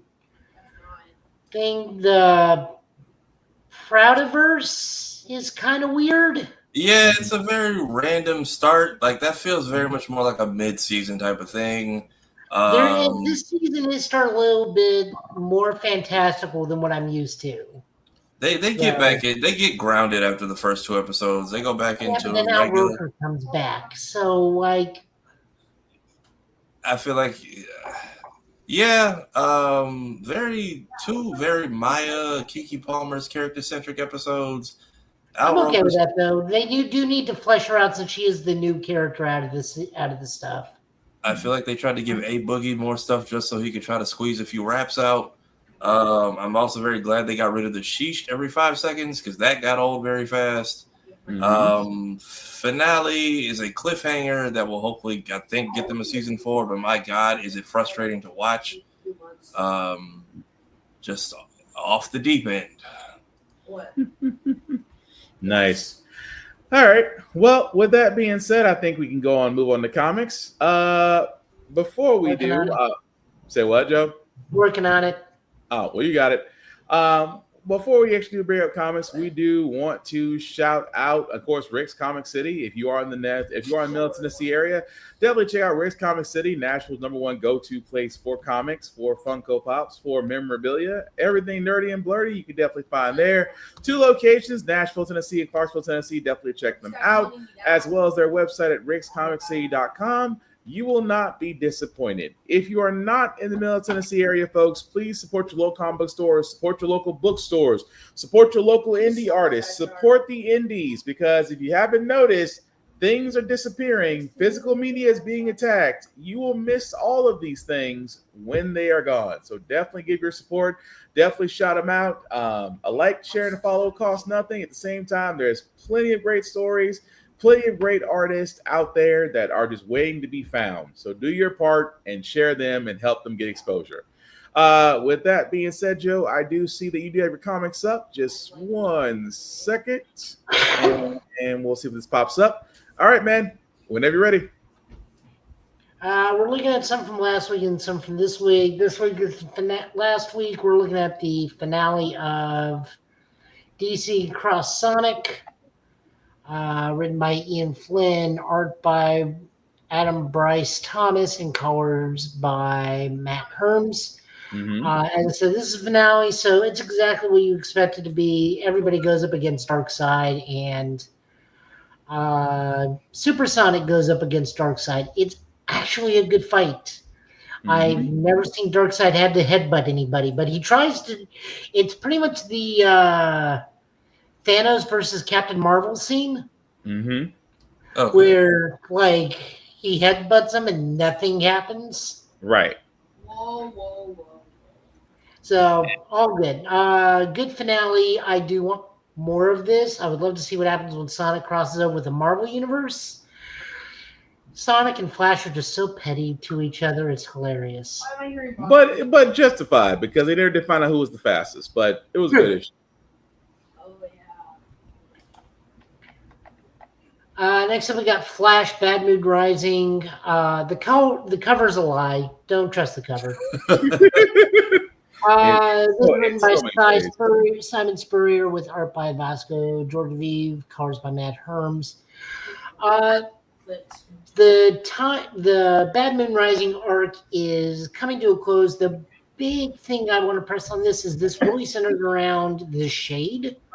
Yep. Which is an old Golden Age, Silver Age Flash villain, but more importantly, a hero, because the man's immortal, so he gets tired of doing the evil stuff and starts doing good stuff. And we see that turn over in James Robinson's Starman, which is my favorite comic of all time. So we get to see him and how really sad stuff, because like his wife is passing away, who he met in the books. And it's like, well, I made him a deal with Eclipso to stall you. It's like, oh, he's gonna cure her. It's like, no, the other way around. Oh, and then John's like, yeah, he played you. I mean, just all the way wrong, but yeah. He's also one of those characters that is just one of those like, you keep that man happy and just let him do whatever he wants, be whatever he wants, because he could end all of existence if he wants. Yeah. And do so in the greatest of British vernacular. Oh yeah, he's a good old boy. Moving over into Marvel from last, we're looking at One World Under Doomed Gods. We're looking at this because I really like Doom in this one.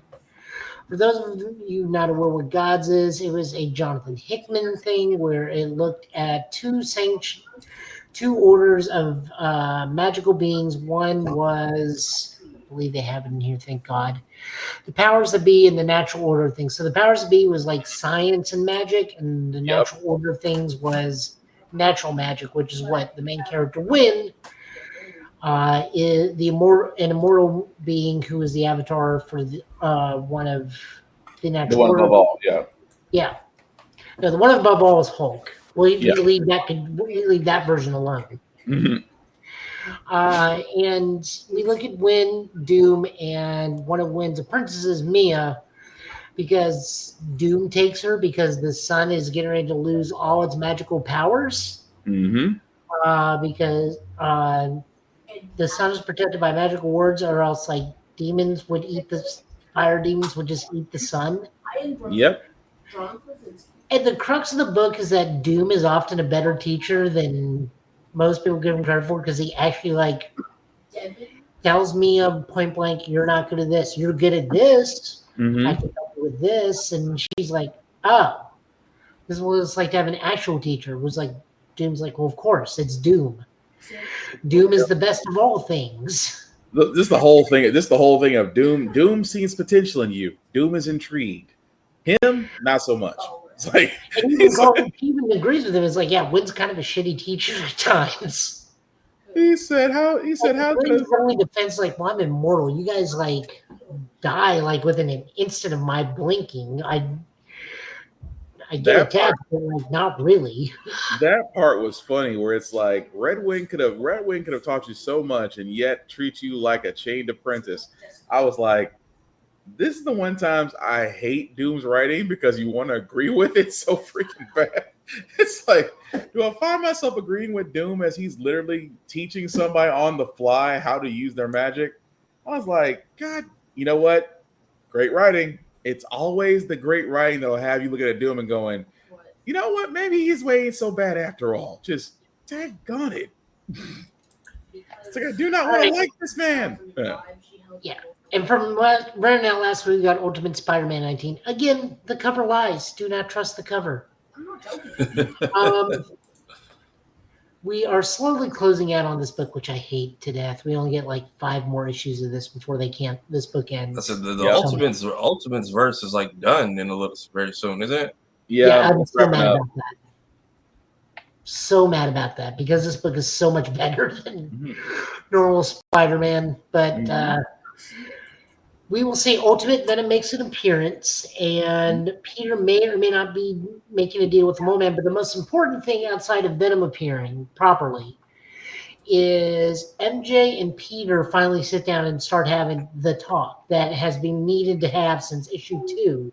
Right. But again, since they are two well-adjusted adults in their 30s, they actually sit and talk, which is one of the best things ever.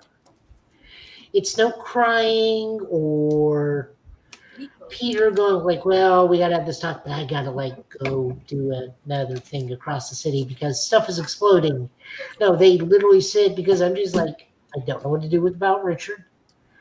I'm doing the best I can as a mother and a wife, but I need to know, are we good? Are we good? Right. What do I need to know about everything else? And Peter's like, well, and then the issue ends. But still the fact that they can openly communicate as fully functional adults and as a fully functional parent couple and married couple is amazing. I will sit there and say MJ has always been the problem, but in the Ultimate Spider-Verse, she's actually been the supportive one. She's kind of been the she has been the ride or die in this. She has been very patient with this entire thing, and all she asked for is like, just lay it out for me. That's all I gotta know. But I do love that Venom just immediately listens to Peter. The Venom symbiote listens to Peter. It's like, whatever you do, don't move. Got it. What is he? He's like snitch. Who is he talking to? And Peter's like, I think he's talking to the suit.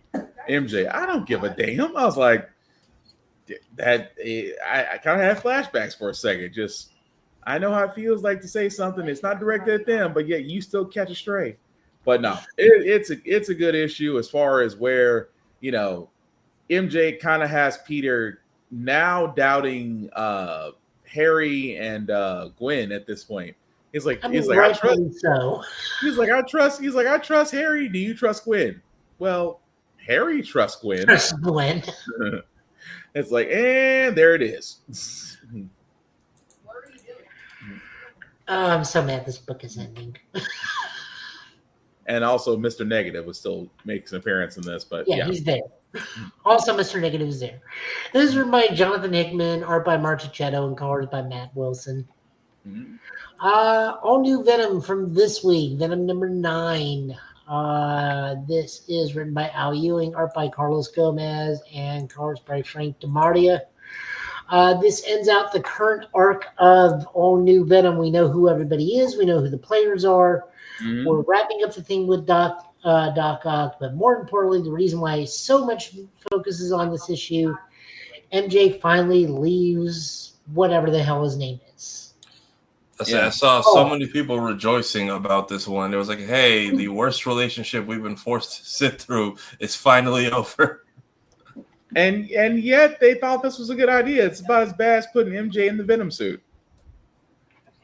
I'll take that. If that's what it takes to get her to leave, that's fine. I'm fine with it. It takes I'm sorry, I was gonna make a joke, but go ahead. Yeah. It takes two. That's just in symbiosis. You beat me by half a second. You beat me by half a second. Some other things happen. Rick Stone is officially the current user of Sleeper. We currently don't know who the host. Can someone please explain why I should hate Paul? He comes out of nowhere. They apparently have mystical kids that vanish for no reason. Right. She's in a loveless relationship with him because he has ED.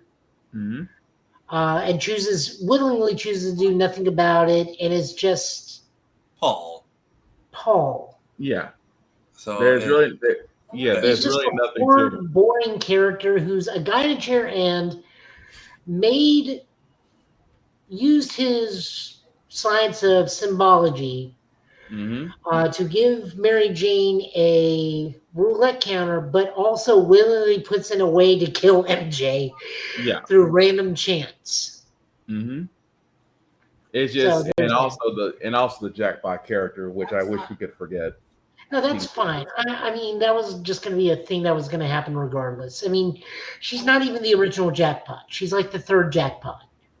Yes, but still, I like to forget it. It's fine.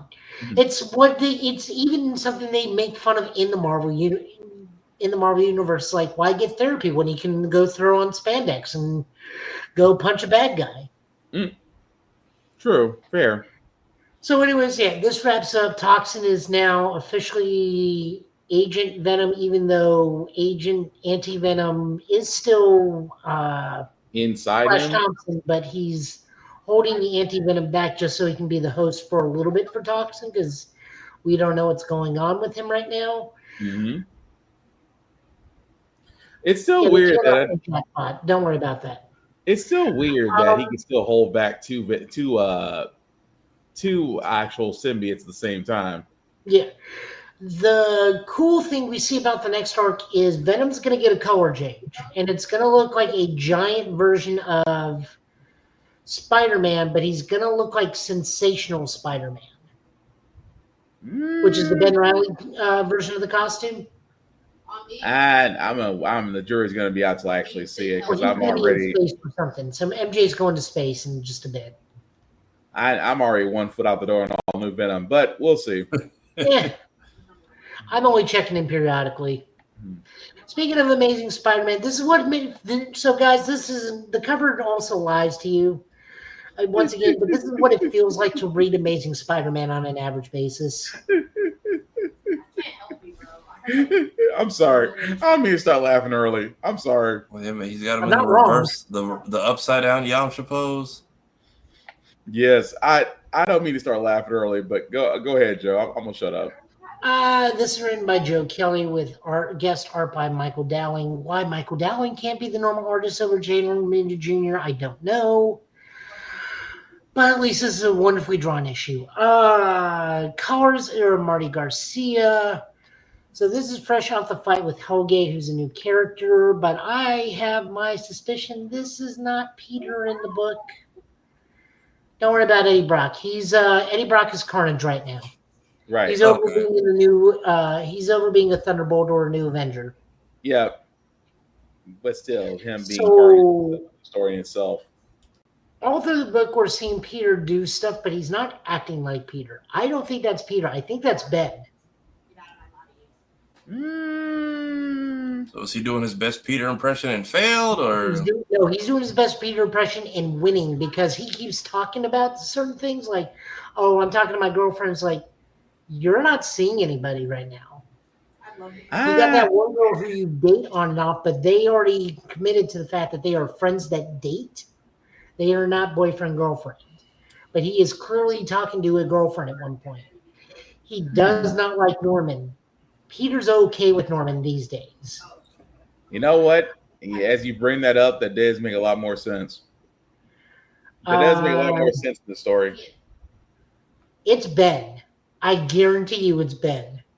Yeah, it's probably so Amanda. Catherine's up to something. And the other reason I've realized why it may be Ben, the last page in the spider thing, he's got the armor, he's got the arm braces and the ankle braces on again.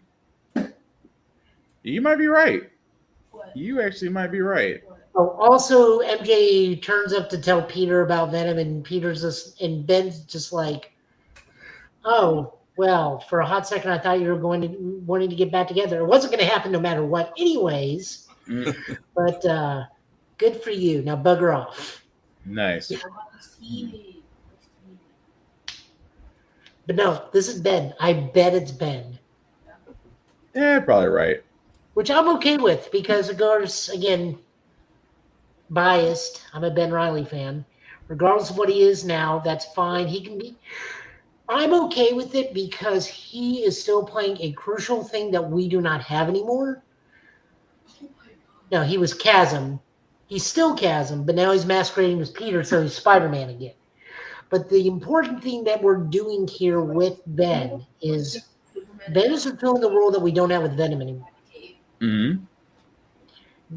We do not have a dark Spider-Man. We do not have like an evil version of Spider-Man. We are doing that with Ben, and I'm okay with that right now. If he gets fixed later, that's fine. I'm okay with that. But right now, he is fulfilling the role we do not have that Spider-Man crucially needs. He does not have his dark counterpart, which is crucial in Spider-Man. That's fair. But this is still what it's like to read Amazing Spider-Man 9 out of 10 times.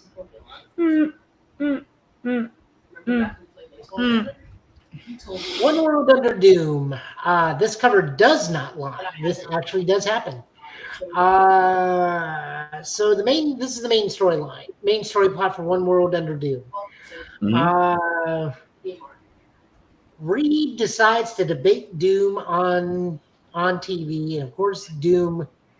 Reed is Reed, very much like the Pedro Pascal Reed of he's a facts person. He does not know how to appeal to the majority of people's empathy or feelings. He tries to appeal to cold hard logic while Doom, being a ruler of Latveria and everything, knows how to talk to people, knows how to ingratiate himself to people's empathy and kind and love and support. That is until we learn through the espionage tactics of Black Widow, Sue, and Scarlet Witch, find out that the reason why Doom is so powerful right now is because he is literally draining the life force of everybody in Latveria to power his magic. Think like a Matrix if you saw the battery farms.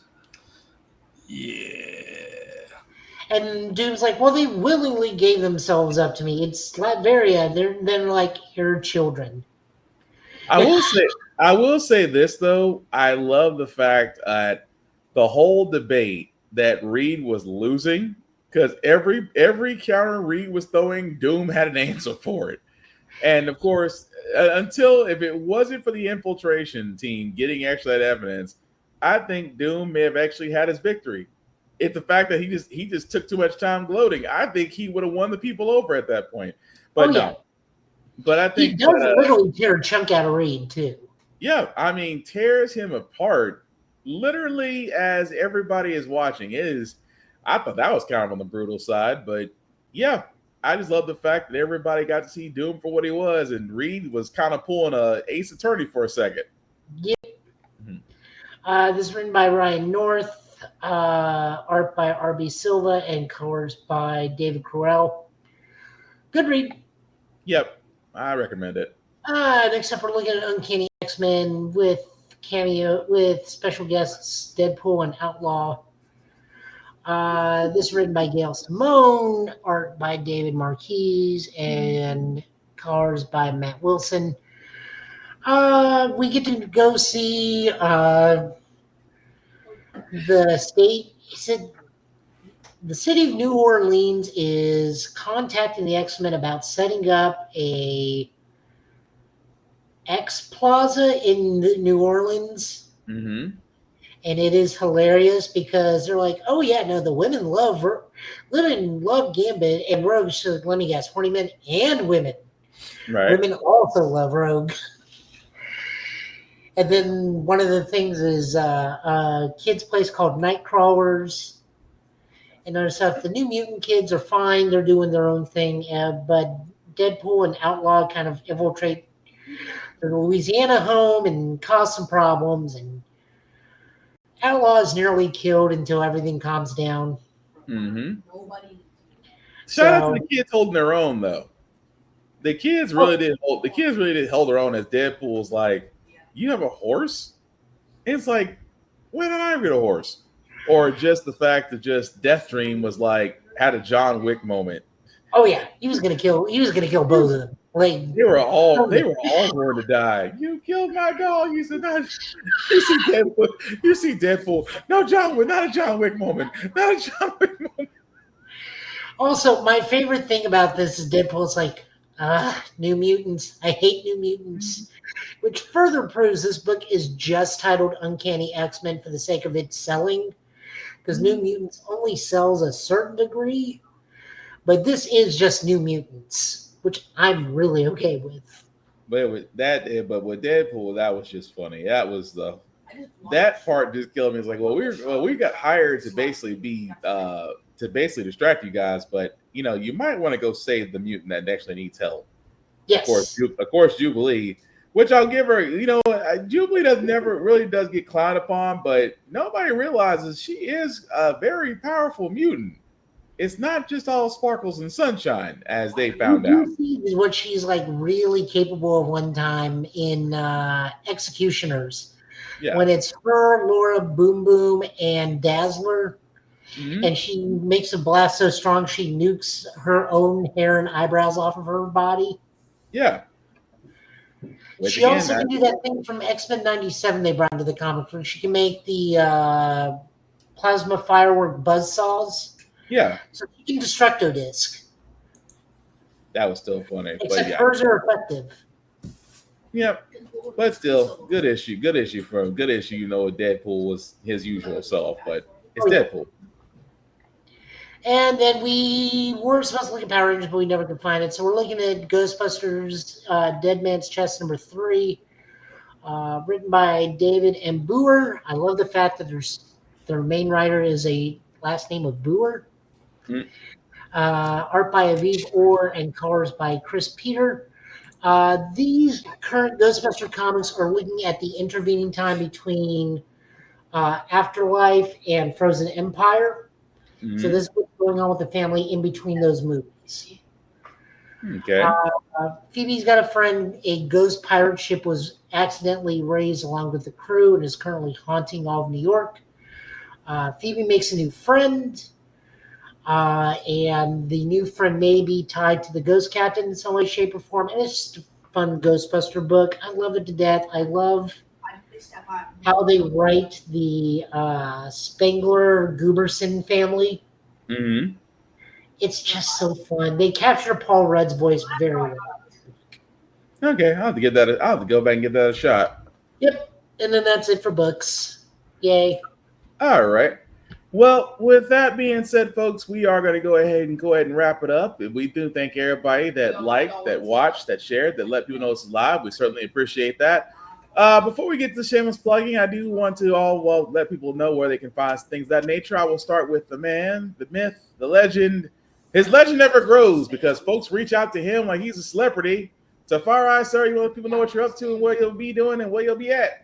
Hopefully streaming the Battlefield beta. I know it's open tomorrow, but again, hopefully our internet stops acting up. I might do another test stream after this tonight. Still running through Twilight Princess, working my way through Sonic and the Black Knight, which I think is very short and I might be done with in like one more stream. So trying to figure out what to pick up next after that. Debating between Throwback to Code Lyoko or finally trying the Titanfall 2 campaign. Thank you, Laney. Other than that, yeah, I'm here. Me and Joe are doing Ultraman. Just working on making my own stuff when I have time. We had a sad episode last week. Yeah, that was depressing. It was very much the killer be killed episode. He can't control himself. They had to put down old Yeller last episode. Also, we will be back on Blurred's Eye as of this week. So our hiatus has come to an end. Y'all can catch us Tuesdays and Thursdays again. All right. Of course, he's not the only busy person. Joe, let people know what you're up to and where they can find you, sir. Well, currently falling asleep on the podcast, as we've seen. Hospital work's a hard thing, and then helping out at a card shop after that, it's even harder. So,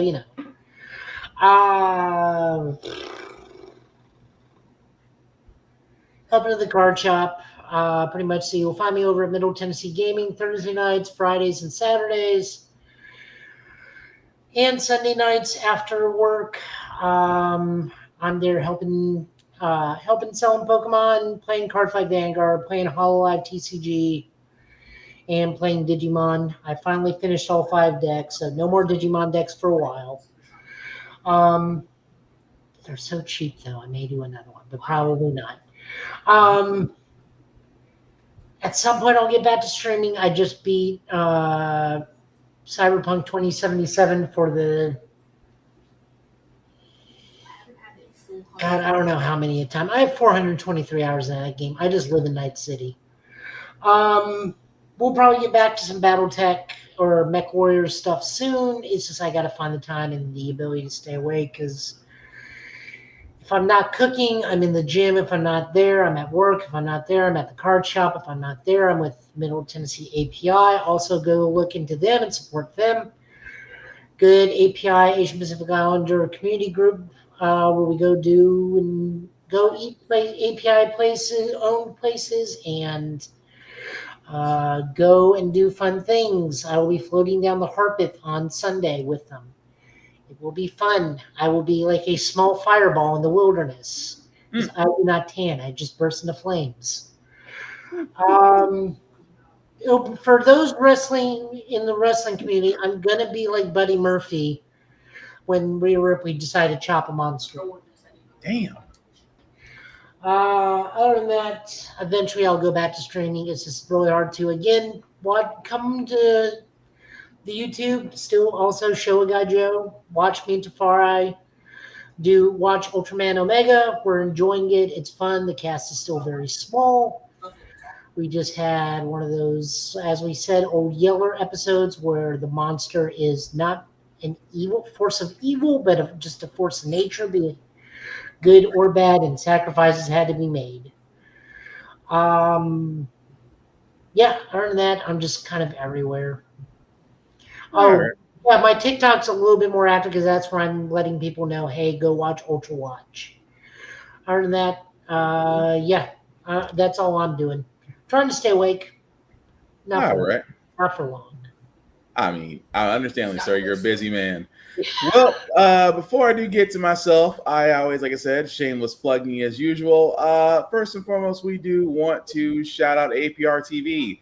Why? Because our Get Bit podcast shows on there. APR TV is an app that can be seen on the Roku channel, Amazon Fire TV, along with other shows like Blurred's Eye View, for instance, can also be seen there. Go and download it, watch it, enjoy it, share it, promote it, because we cannot be here without your support. So definitely check out APR TV. Also, check out blurrstation.com, guys. Again, we kept on saying that table is coming with our own content, our own entertainment, movies, television, things of that nature can all be seen there. $10.99 a month to stream Blur Station. Please go to blurrstation.com and sign up via the Blurred's Eye View Affinity membership. Anybody there at $10.99 a month, you will not be disappointed at blurrstation.com. As for yours truly, guys, please follow the Get Bit podcast, the GB podcast, on all socials at YouTube, Facebook, TikTok, and Instagram. I myself, Black_Spartan615 on the socials. Like and follow me there. I am, of course, still running How the Frack We Got Here every Wednesday. Of course, Get Bit every Friday. I have finally decided when I'm going to start streaming on Xbox starting hopefully tonight. Wu Chang Fallen Feathers. I kind of got a little bit into it. It is a Souls-like game, so you get to watch me struggle and kind of cuss out things. Definitely join me there at Black_Spartan sometime tonight, and of course throughout the week. At the same time, guys, the links are still there for Facebook, for YouTube. Again, we cannot do this. We cannot do any of this without your support. We thank everybody that shared it. We thank everybody that liked it. Let people know about it. Again, support. And we are very appreciative of it. Cons are still going on. If you are headed to a con, please check out Safari TV for all the how-tos of a con. I myself have 3 simple rules. Rule number 1, respect the cosplayer at all times. Cosplay is not consent. Please treat people like human beings. It's not that freaking hard. Number 2, wash your ass. Yes, summer is slowly dying a painful burning death, but it's still hot outside. You go to these cons, there's next nothing in room. There are still colds, coughs, and things out there still going on. Please, guys, hygiene is important. Please shower. Please brush your teeth. Please use mouthwash. Please use deodorant. Please wear clean clothes. Axe body spray does not cover everything. If anything, it magnifies your funk. Please wash your ass. And the third rule is the same rule that I have for myself as everybody else, guys. Be nice, be kind, talk, share, and discuss your fandoms. Don't be a dick, and we'll all be cool. At the same time, guys, it is the weekend. Fairly put, Dr. Squatch is your friend. No, it's not. Dr. Squatch supports that Sydney Sweeney and bump that, but that's a whole nother story. But guys, it is the weekend. I cannot stress this enough. We all want to relax, unwind, however you want to do it, I will say this with all the love in the world. Please make smart decisions. Nobody wants to be in jail over the weekend and wait to see a judge till Tuesday. Be smart about your decisions. At the same time, guys, don't doom scroll. Do things that make you laugh, make you happy. Check on your folks. Go outside and go enjoy nature. If you're going outside in this hot sun, please hydrate. But yeah, find something that makes you happy. It's all going to be fine. Trust me. At the same time, guys, as we are wrapping this up, we will hopefully be back here saying Get Bit Time, saying Get Bit Channel with news of the week. At the same time, let me also say this as well. Happy early birthday to my daughter Zuri. She will be turning 1 as of 10 minutes from now because her birthday is tomorrow. So again, and yes, I will be that parent. I will be that parent that's posting my baby daughter 1 year's birthday tomorrow. And I just want to go ahead and say it now to throw out in the interwebs. I love you, Zuri. You are my first and only daughter. You are the princess of the group, so you will get the princess treatment. But happy birthday, baby girl. That being said, fellas, any last words for we call tonight? Yeah, happy birthday, Zuri. As Joe is muted. Also, happy birthday. Well, that being said, guys, I've been Spartan. He's been Joe. He's been Tafara. This has been the Get Bit podcast for tonight, guys. Thank you all for watching. Please take care of yourselves and each other. And I promise somehow we'll get through this. Also, stay hydrated. The sun's trying to kill you. Peace.